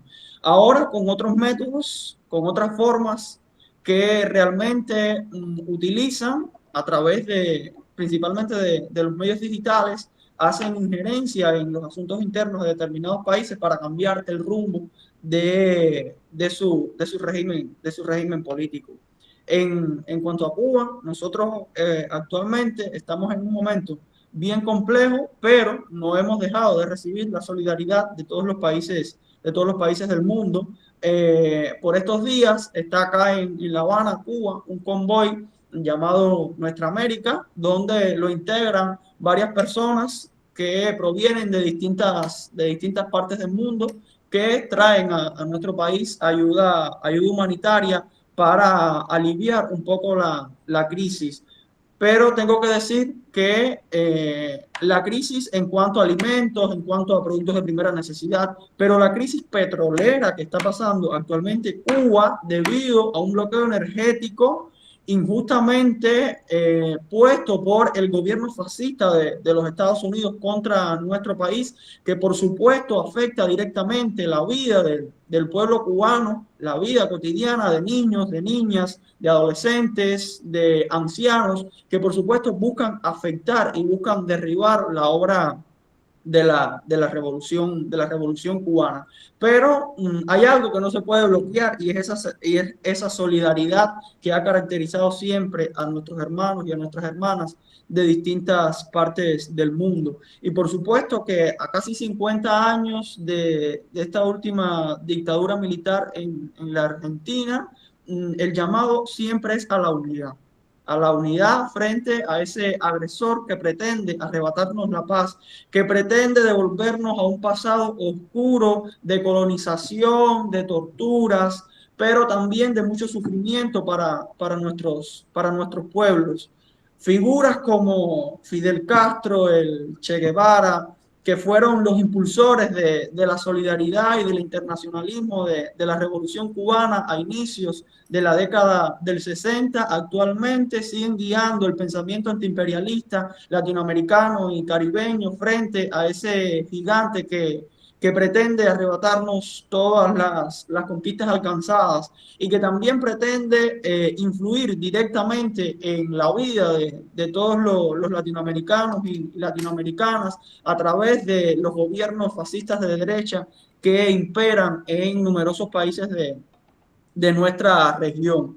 Solo la alternativa que nos queda es precisamente esa unidad a la que llamaba, esa unidad frente a esas políticas que buscan devolvernos a ese momento tan sensible y tan oscuro de nuestra historia, y es lo que nosotros no podemos permitir. No nos pueden callar, no pueden silenciar nuestras voces, y desde cada espacio, desde cada lugar, siempre nuestro reclamo será el mismo. Fuera yanquis de América Latina y el Caribe, fuera gobiernos de derecha de nuestra región, viva la paz, viva la soberanía, viva la dignidad de nuestros pueblos, hasta la victoria siempre, venceremos. Venceremos, José, qué lindo escuchar, y la verdad que ese entusiasmo que nos transmitís es justamente lo que necesitamos para esta segunda parte de la charla, porque lo que queríamos en este encuentro era no solamente llevarnos la reflexión histórica, sino llevarnos herramientas para pensar esta lucha que tenemos que dar en este presente y cómo delineamos un futuro juntos para América Latina. Me parece que con estas palabras que nos da José está buenísimo como introducción para hacer una segunda ronda, que intentemos esto, por una cuestión de tiempo, intentar que sean de menos de 10 minutos las intervenciones, así tenemos tiempo de hablar todos, e incluso después si salen preguntas de los asistentes también que puedan participar. Quería sumarle, además de esto que conversamos previamente, de que este segundo bloque hablemos más de qué nos quedó de este pasado, qué nos quedó como huellas para la desarticulación de nuestros movimientos estudiantiles, juveniles, de las luchas populares, y de cómo vemos el presente de esta lucha imperialista hoy. Quería hacerle una pregunta que por ahí la pueden decir en sus intervenciones o después pasarla por el chat, que así como Neila, por ejemplo, mencionó un autor, me parecía que era interesante también para que nos llevemos por ahí algún libro, alguna película, algo que nos recomienden para estudiar justamente las historias de los países, así lo podemos después socializar y que tengamos como herramienta. Si les parece, vayamos en el mismo orden, empecemos con vos, Inti, y así seguimos la ronda. Bien, cortito. Fui pensando, creo que hay como, no sé, 2 o 3 dimensiones que se me ocurren como para pensar esto de la actualidad. Y hay una que nos toca mucho, que es la primera, que nos toca mucho como historiadores y como académicos, que tiene que ver con este ejercicio de hacer memoria, pero también, no sé, un desafío que encontramos pila en Uruguay, que supongo en otros países también, que tiene que ver con pensar y transmitir este pasado, esta memoria a las nuevas generaciones, ¿no? O sea, ¿cómo hacemos que las nuevas generaciones entiendan como propio este pasado? Y además otro desafío que es bien interesante para pensar y que a veces, no sé, yo por lo menos en Uruguay lo veo bastante también, que tiene que ver cómo conectar al estudiantado despolitizado, ¿no? O sea, cómo combatir la despolitización y que hablar de este pasado reciente y demás no sea una masa, ¿no? O sea, que no sea algo que aumente la despolitización, o sea, que no aleje al estudiantado. Es algo muy pequeño, pero que me parece que es un desafío real, pensando en el contexto internacional de despolitización en general y de búsqueda del joven despolitizado, ¿no? Y no interesado por la política universitaria. Y muchas veces también la el aislamiento de la política universitaria de la política internacional, por ejemplo, ¿no? Bueno, una cosa es lo que pasa dentro de la universidad y nos quedamos ahí y no pensamos en este otro tipo de cosas que pasan por fuera, ¿no? Este ámbito más gremial que no está directamente vinculado a la política educacional, o sí, pero que no es estrictamente eso. Eso es un desafío que yo encuentro, por lo menos en Uruguay, que tiene que ver con no aislarnos, ¿no? Y no circular en círculos, mismo dentro del movimiento estudiantil organizado, y ver cómo abrir las puertas y no aislarnos. Eso, por un lado, que tiene que ver con cuestiones organizativas, pero también esto de hacer el ejercicio de memoria, incluso, no sé, como académicos lo pienso, de cómo hacer que no nos entendamos solo entre nosotros, sino también al resto de los estudiantes y de los jóvenes, con ese factor ahí de lo juvenil y de las nuevas generaciones y de los nuevos jóvenes que cada vez están más alejados de esto. Eso por un lado.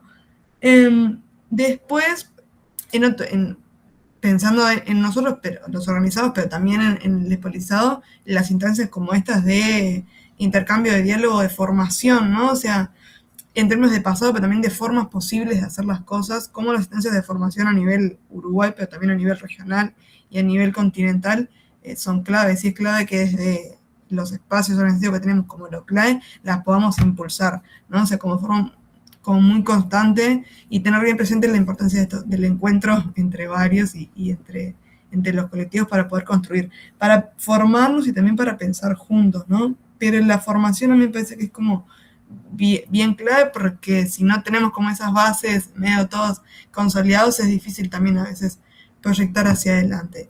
Y no sé, en la federación tratamos de hacerlo mucho también, como pila de hincapié en esto, en la formación de militantes nuevos y en los que no somos nuevos también, seguir formándonos en nuestra historia, pero también en la historia del resto de federaciones y de movimientos estudiantiles, ¿no? Y en tercer lugar, ya más acciones concretas de solidaridad, ¿no? Y en Uruguay no podemos obviar que hace menos de un mes, o sea, el mes pasado hubiéramos tenido secretariado general de la CLAE y no pudimos por el contexto internacional, ¿no? Y estamos esperando con mucho deseo, con mucho gusto y con mucho orgullo recibir el secretariado general en Uruguay de nuevo, ¿no? Como por lo importante también de ser locales en un secretariado general de la CLAE nuevo, con Montevideo, que eso, que tiene larga data también en la CLAE, y fuimos el primer congreso americano de estudiantes en el 1908, o sea, como poder reivindicar ese lugar de Uruguay y de Montevideo también como local y protagonista en estas luchas del movimiento estudiantil organizado a nivel continental. Y nosotros teníamos todo preparado también para poder recibirlos, ¿no? Y para nosotros y para todos fue una angustia muy grande tener que decir, no, esto se tiene que postergar por un contexto internacional que no podemos negar, ¿no? Y eso tenía que ver con imposibilidades, pero también con el cuidado de todos que hay que tener actualmente.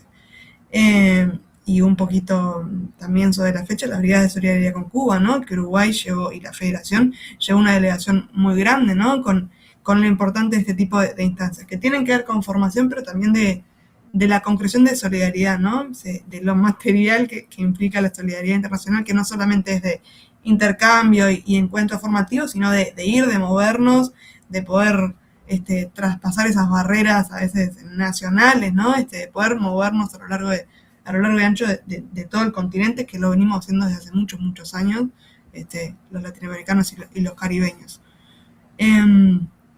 Creo que por ahí esos tres aspectos se me hacen interesantes para pensar, bueno, el qué hacemos hoy y cómo nos organizamos y cómo articulamos hoy. Considerando la diversidad de situaciones que tenemos, ¿no? Desde esta punta del Cono Sur hasta la otra punta del continente, y las formas muy diversas a veces que tenemos de organizarnos en el movimiento estudiantil, algunas más parecidas, otras más distintas, pero bueno, aprovechar esa riqueza de formas distintas que tenemos de hacer las cosas dentro de todas las claves, ¿no? Por ahí. Muchas gracias, Inti. Albert, ¿estás por ahí? Creo que si no, se iba la actividad. Bueno, sigamos con André. Bueno, dale. Estaba pensando así cómo de alguna manera conectar el momento actual que estamos viviendo en Brasil también con toda nuestra historia y todo eso.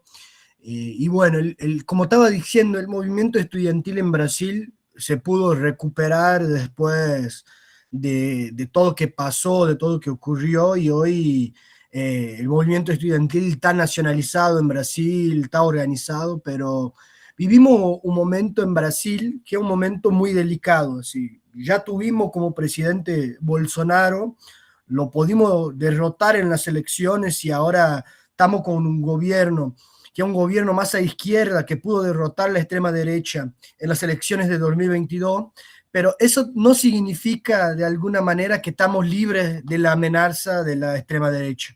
La extrema derecha sigue creciendo en Brasil y sigue creciendo también con un discurso que siempre recupera la memoria de la dictadura militar como una memoria de lucha contra, bueno, todo lo que ellos creen que los problemas de Brasil. O sea, la extrema derecha tiene un discurso acá en Brasil que apunta no solo en los movimientos sociales, en los partidos políticos de izquierda, sino también en algunos países como enemigos. Entonces la extrema derecha a todo momento acá en Brasil elige a Cuba, elige a Venezuela, elige a países que históricamente lucharon contra el imperialismo.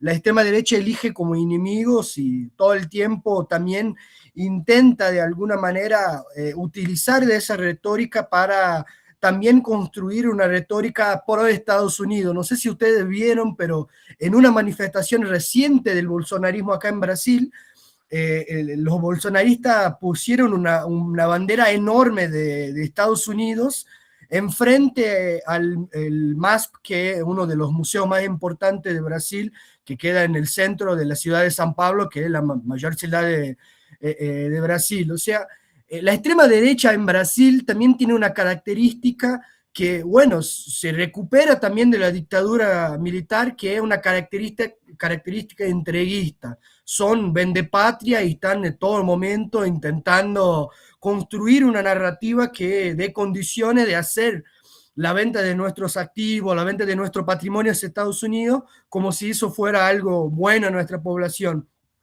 Pero creo que si hay algo que nos enseña la historia de la dictadura brasileña, es que el proyecto máximo de la extrema derecha, el proyecto máximo de la derecha también, no se puede confundir que en última instancia la derecha, esa derecha que se dice democrática, que se dice apoyar proyectos alternativos a la extrema derecha, en realidad esa derecha siempre tuvo de manos dadas con la extrema derecha y su gran proyecto es hacer de nuevo una dictadura en Brasil.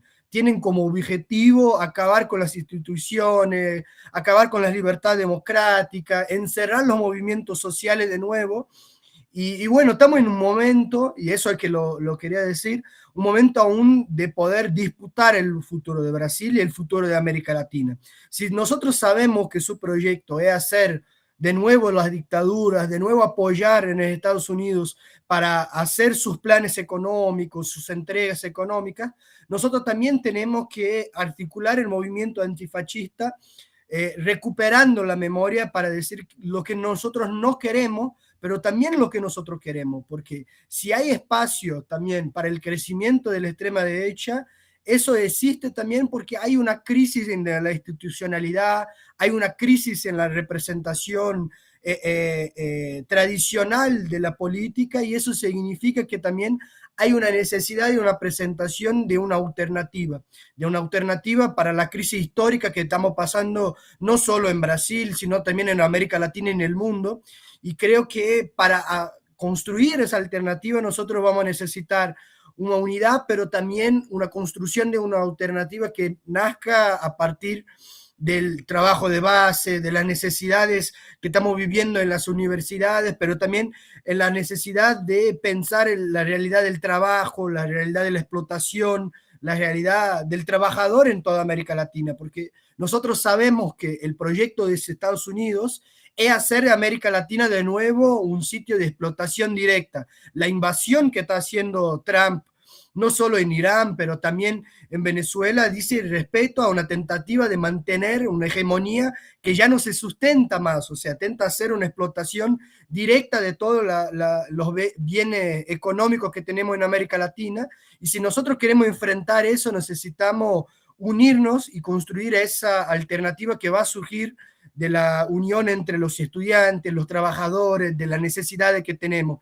Entonces también quería decir que creo que la oportunidad de la conferencia antifascista que va a ocurrir en Porto Alegre ahora, en la semana que viene, va a ser una oportunidad muy grande de conectarnos nosotros y construir un proyecto alternativo que también intente de alguna manera no solo no defendernos contra la extrema derecha, pero también plantear un programa, una alternativa de verdadera soberanía para la América Latina, y eso pasa por la solidaridad internacional entre todos nosotros. Entonces, también quería aclarar toda la solidaridad con lo que está pasando en Cuba. Es una necesidad gigantesca de todos los hermanos de América Latina defender a la revolución, defender a Cuba contra los ataques imperialistas de Estados Unidos, porque en última instancia nosotros sabemos que su proyecto es recuperar la dictadura, es recuperar los desaparecimientos, la violencia política, y si nosotros queremos luchar contra eso, necesitamos luchar juntos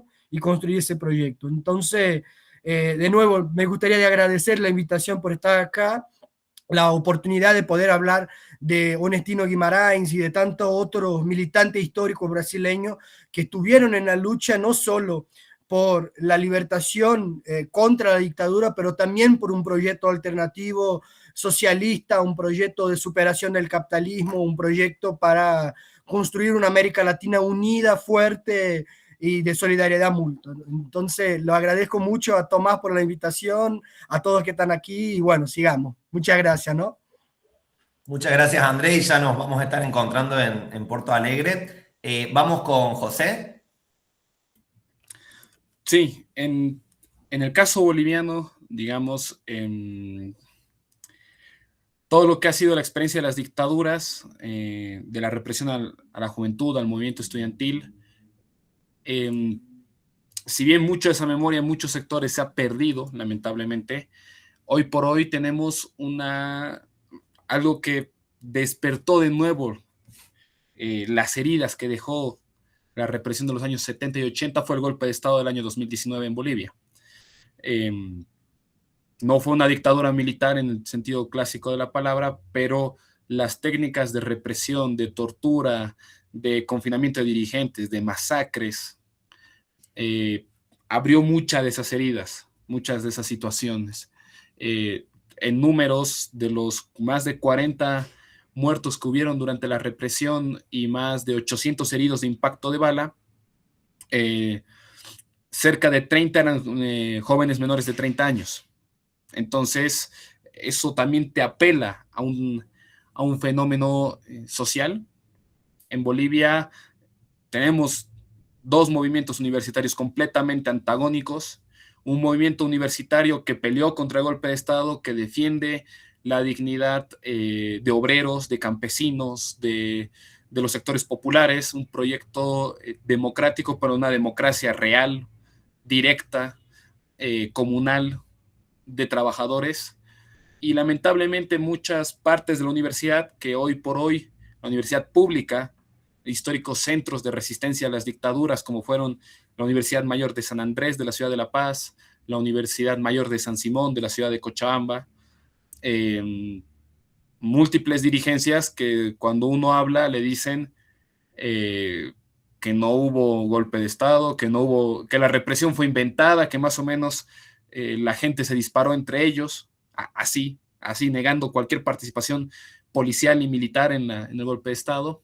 Entonces, es un espacio de disputa. Hay una juventud boliviana que se ha organizado, que ha tejido, que ha construido una posibilidad, una alternativa desde los pueblos, desde las grandes mayorías, y una parte, aunque sea universidad pública, completamente alineada a los intereses más conservadores que puede haber en el país, como dijo el compañero Andrés que me precedió, a esa política de la entrega. La gente que hoy en día con el actual gobierno dice, sí, bueno, hay que abrirnos al mundo. ¿Qué es abrirnos al mundo? Bueno, que la embajada norteamericana vuelva, apertura de relaciones diplomáticas con Israel. Universitarios, no estamos hablando de las universidades privadas, de los sectores más elitistas, no, hablamos de universidades públicas, de hijos de obreros, de hijos de campesinos. Entonces es un escenario en disputa la juventud boliviana hoy en día.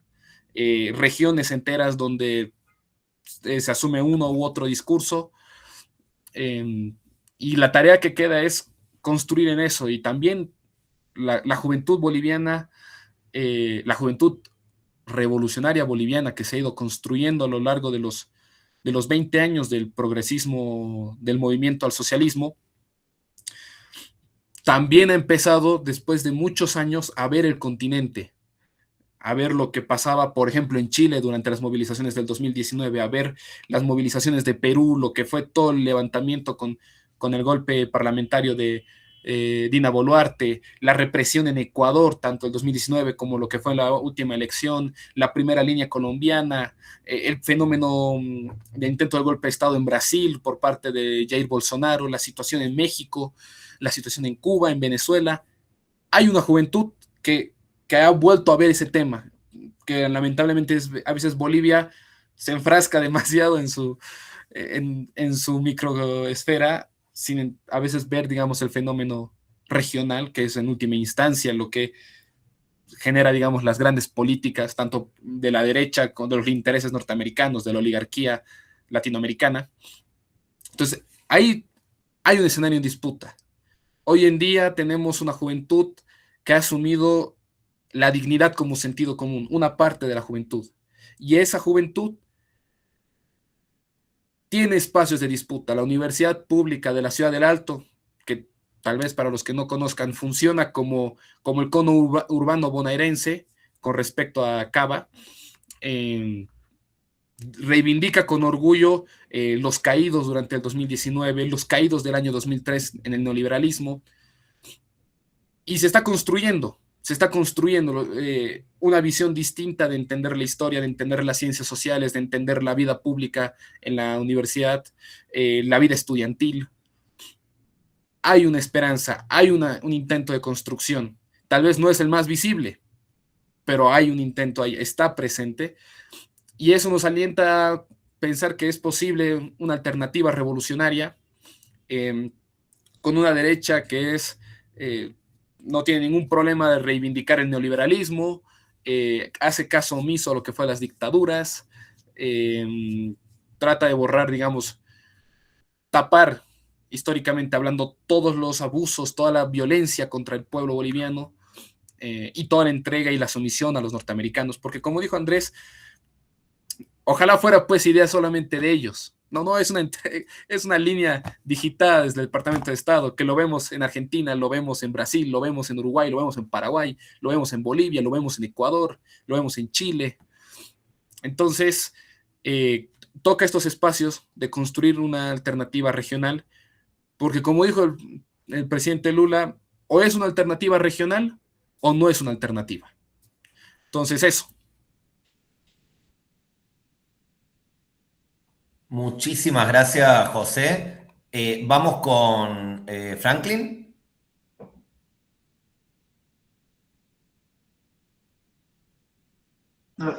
Sí, hola, ¿se me escucha? Hola, ahora sí. Sí se me debe escuchar, ¿verdad? Tengo un poco de bajo de señal. Ya, perfecto. Sí, miren, justamente analizando toda la parte del problema que he estado viendo desde los años de 1960 aproximadamente, donde fue el inclive, o fue la fecha donde más se produjo este tipo de atropellos a nivel gubernamental. Lo que ahora se tiene que hacer, más que todo como Federación a nivel nacional de Perú, estamos tratando de sensibilizar a los chicos, porque a veces les se les olvida. Muchas veces en el tema de Perú, el régimen que viene atropellando, más que todo confundiendo a las masas, es por el tema de la falta de información que está viendo. ¿Y qué pasa cuando, digamos, nosotros como dirigentes, en su momento, digamos, en estos tiempos, les percuta una cantidad o un tiempo de 15, 20 años aproximadamente del tema de historia? Pero ¿qué pasa con los jóvenes que vienen, digamos, en los colegios, que vienen formando? No tienen, digamos, la noción de lo que ha pasado en la historia en brevedad, ¿no? Y mucho menos tienen el índice de la ideología de cómo viene luchando, de dónde se viene dando cada tiempo de cada lucha. Justamente para eso se está creando un sistema de historia para inducir a los chicos de los colegios, tengan la ideología de cómo ha ido viniendo esta lucha desde los años 1900 hasta la actualidad. fuera de cualquier pensamiento que se le imponga, sea por la familia, sea por su partido, fuera por el tema de lo que es el externo, si su partido sea socialista, capitalista, comunista, que venga mayormente en el tema de la lucha contra la opresión.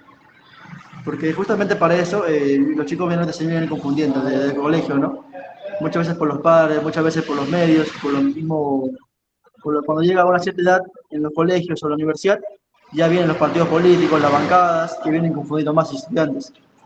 Justamente para eso, lo que estamos haciendo nosotros como federación es cuidar a los estudiantes. ¿Para qué? Porque sabemos que ellos son los que van a, más adelante, si viene un problema que surge en el tema de red político, raíz del tema gubernamental o una dictadura militante, ellos son los que van a afrontar, ¿no? Justamente ahora lo que estamos viendo en la presencial en Perú es por el tema de las elecciones que está viendo presidenciales, mucho divisionismo en el tema del sector universitario. Muchos dirigentes de universidades están siendo divididos por el tema político y más que todo por tema de confusión arbitraria. Muchas veces se golpean en el tema de izquierda-derecha, derecha-izquierda, y eso es lo que divide en la universidad o en los gremios, incluso en la federación, por el tema de lo que son los partidos políticos y las bancadas. ¿Y qué es lo que hace estas personas que tienen esa raíz? Pues aprovechan esa confusión para ingresar a manifestar, pues, ¿no? Esa es la parte de nosotros como federación que estamos realizando, es el tema de capacitar a los chicos, desde ya desde los colegios, universidades, dirigentes que están empezando su vida como dirigentes, ¿no? Porque saben muy bien que en la historia de muchos países, lo que buscan estas personas, tanto que estuve en el gobierno, buscan las cabezas. ¿Para qué? Porque uno en un gremio sin cabeza, pues se destruye automáticamente, ¿no? O se divide rápidamente. Como federación, esa es nuestra función ahorita, formar a los líderes y buscar una frecuencia con todos. Muchas gracias. Muchas gracias, Franklin. Seguimos con Nela.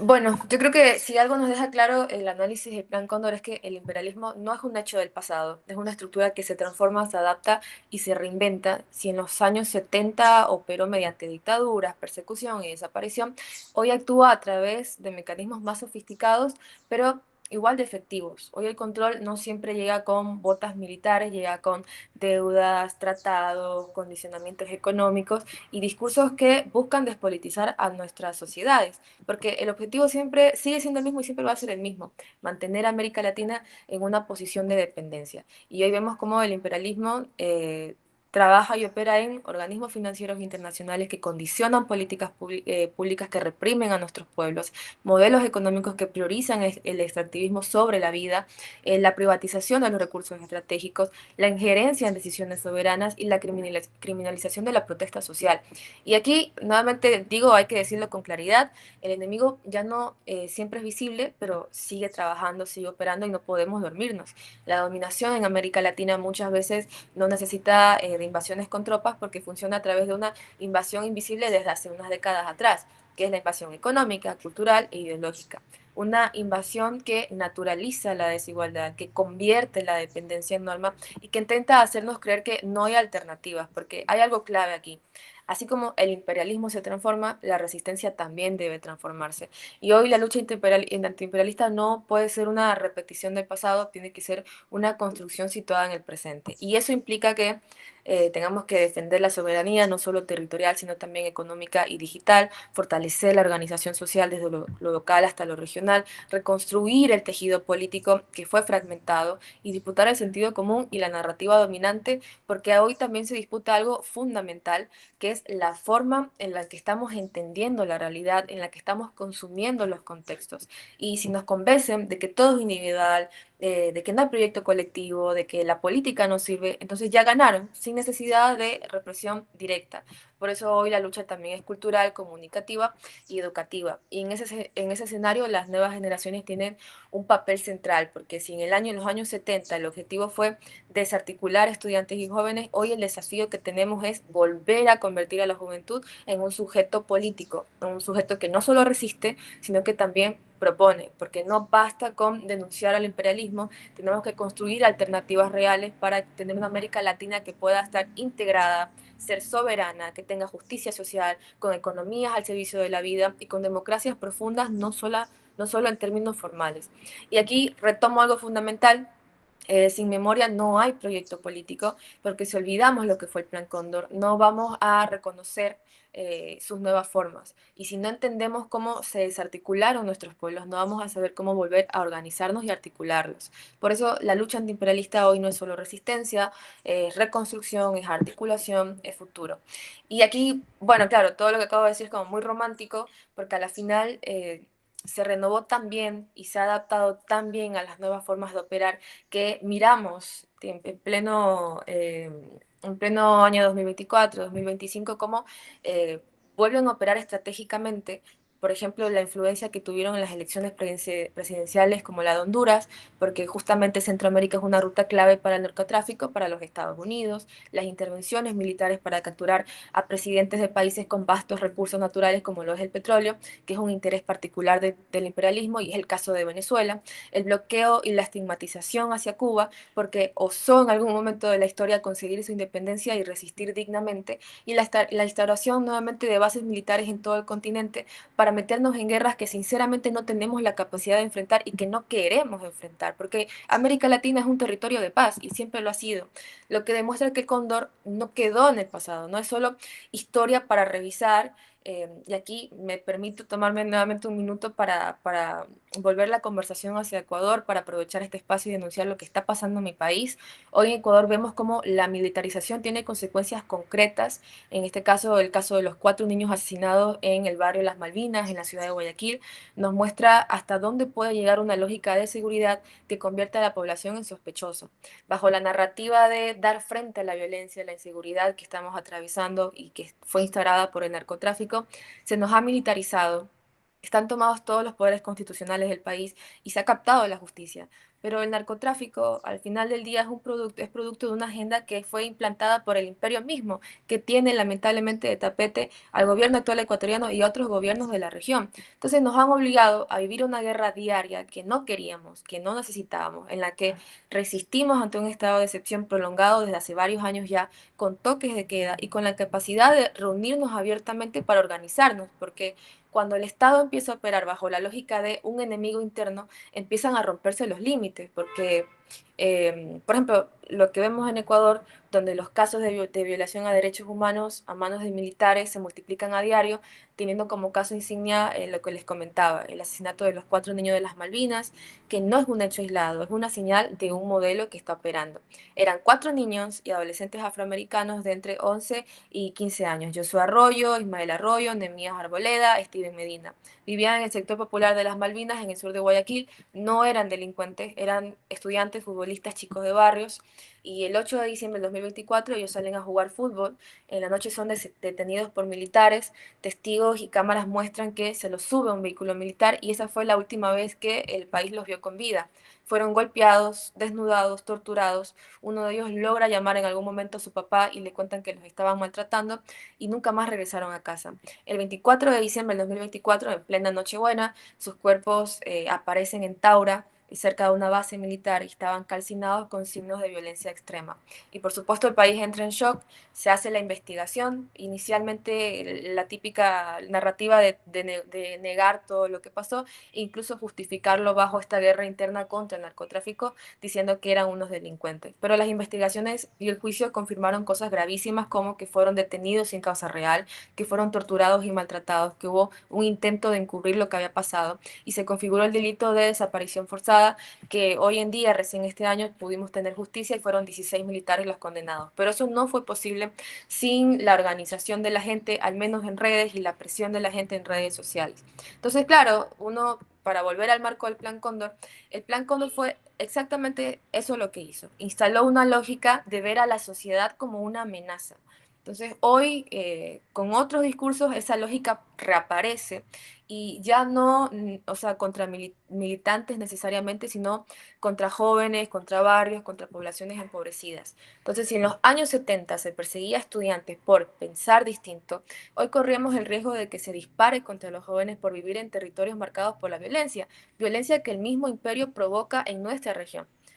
Bueno, y también un poco lo que decía Tomás, recomendarles un documental creo que se lo han visto ya, es La guerra contra la democracia, es del 2007, de John Pilger. A mí en particular tenía 14 años cuando lo vi y creo que me cambió la vida para siempre. Ya tenía el bichito revolucionario, pero no había como una afirmación de lo que quería hacer. Y recuerdo que en ese momento entendí, después de ver este documental, que yo quería pertenecer a este lado de la historia y quería trabajar desde este lado de la historia. Entonces, en este documental se aborda de cierta forma lo que fue el Plan Cóndor en nuestra región, el golpe de Estado de Allende en Chile, y narran y hablan algunas de las víctimas. Aparte, también el año pasado, en diciembre, estuve en la ESMA, en una escuela del Instituto de Políticas Públicas del Mercosur, y justamente coincidió con los 50 años del Plan Cóndor en nuestra región. Fue un momento muy emotivo, personalmente también, y justo un embajador, el embajador de Brasil, en la develación de una placa que se hizo para conmemorar la fecha, contaba que unos días antes de los 50 años se había encontrado, después de décadas, el cuerpo, la osamenta de uno de los desaparecidos de aquel entonces en los 70. Entonces, claro, se reafirma esto de que no es algo aislado, no es algo que quedó en el pasado. 50 años después siguen apareciendo los desaparecidos, se siguen repitiendo los mismos patrones y simplemente lo adaptaron y los mejoraron. Eso, recomendarles también un folleto que preparó el mismo Instituto de Políticas Públicas en Derechos Humanos de Mercosur, que se llama 40 años de Cóndor, cuando se conmemoraban los 40 años. Bueno, y cierro con esto.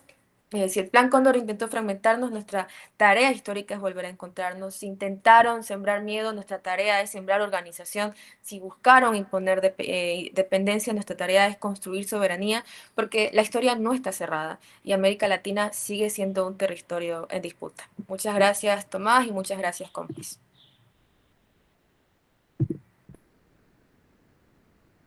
Muchísimas gracias, Nela. La verdad nos llenan de entusiasmo tus palabras. José, ¿querés hacer una última intervención?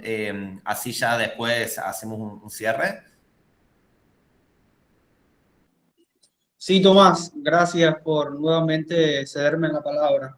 Creo que este espacio ha sido importante para seguir construyendo esa integración latinoamericana y caribeña para, por supuesto, lograr todos los retos y vencer todos los obstáculos que se nos ponen en el camino. Y nuevamente hago un llamado a la unidad. No me voy a cansar de hablar sobre la unidad porque es la unidad el pilar fundamental de nuestras luchas sociales en todos los rincones de nuestro continente. A pesar de todas las limitaciones, todas las medidas que se toman en busca de, por supuesto, dañar a la clase obrera, al pueblo de a pie, nosotros tenemos que seguir firmes, tenemos que seguir también luchando en contra de todas esas políticas neoliberales y por supuesto que vamos a vencer.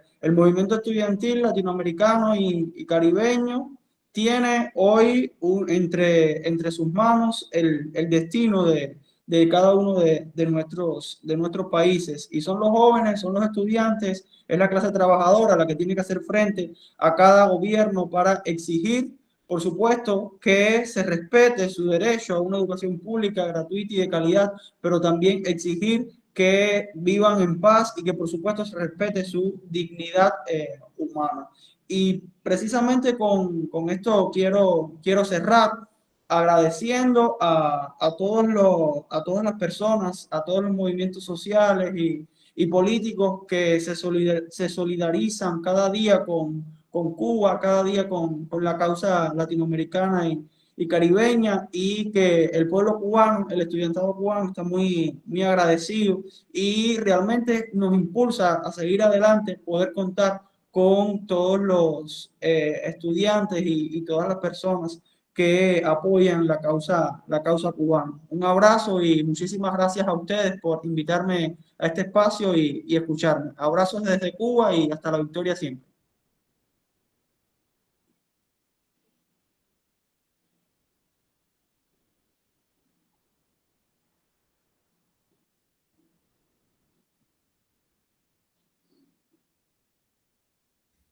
Muchísimas gracias, José, por tus palabras. Y bueno, brevemente unas palabras de cierre y así cumplimos con el horario que nos prometimos.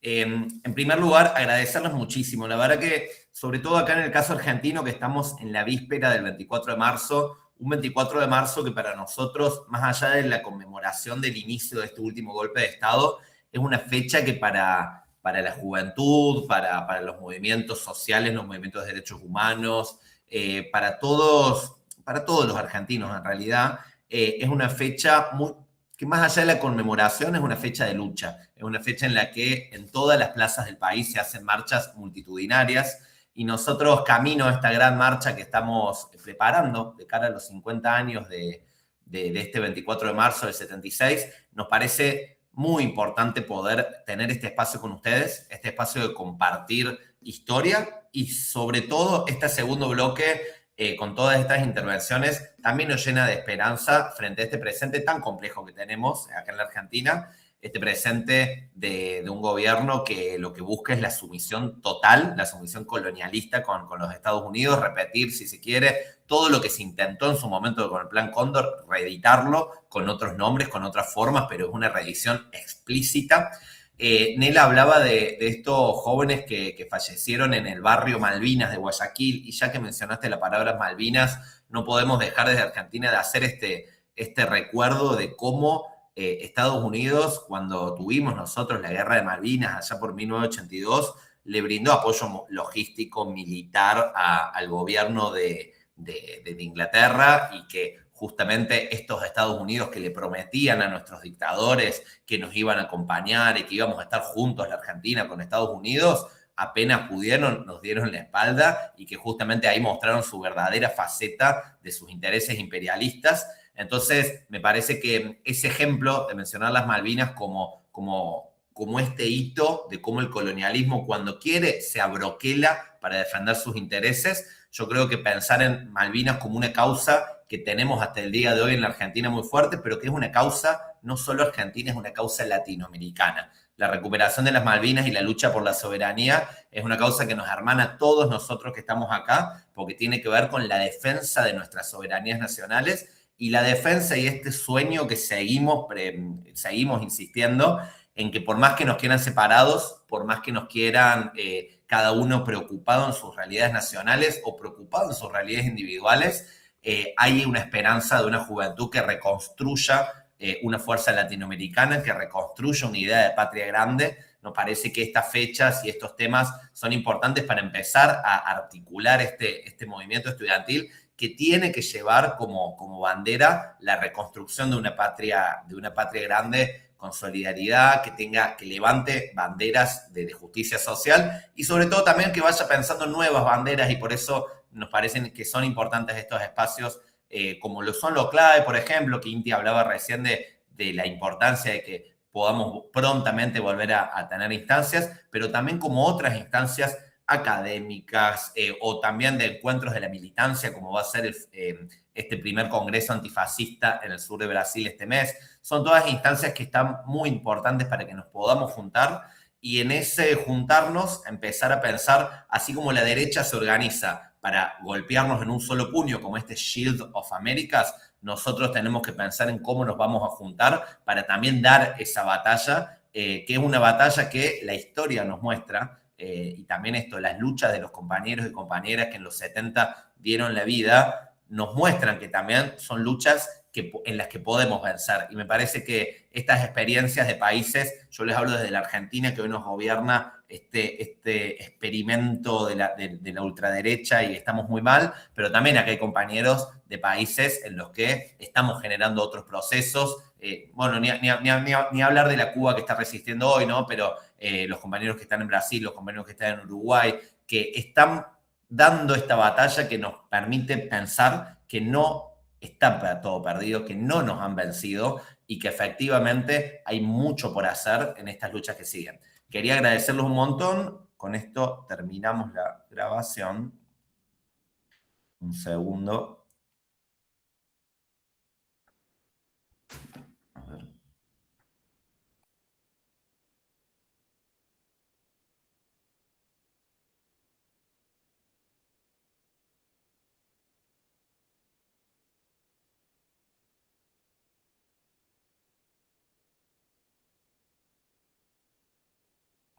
Bueno, estoy con problemas técnicos. Un segundito que...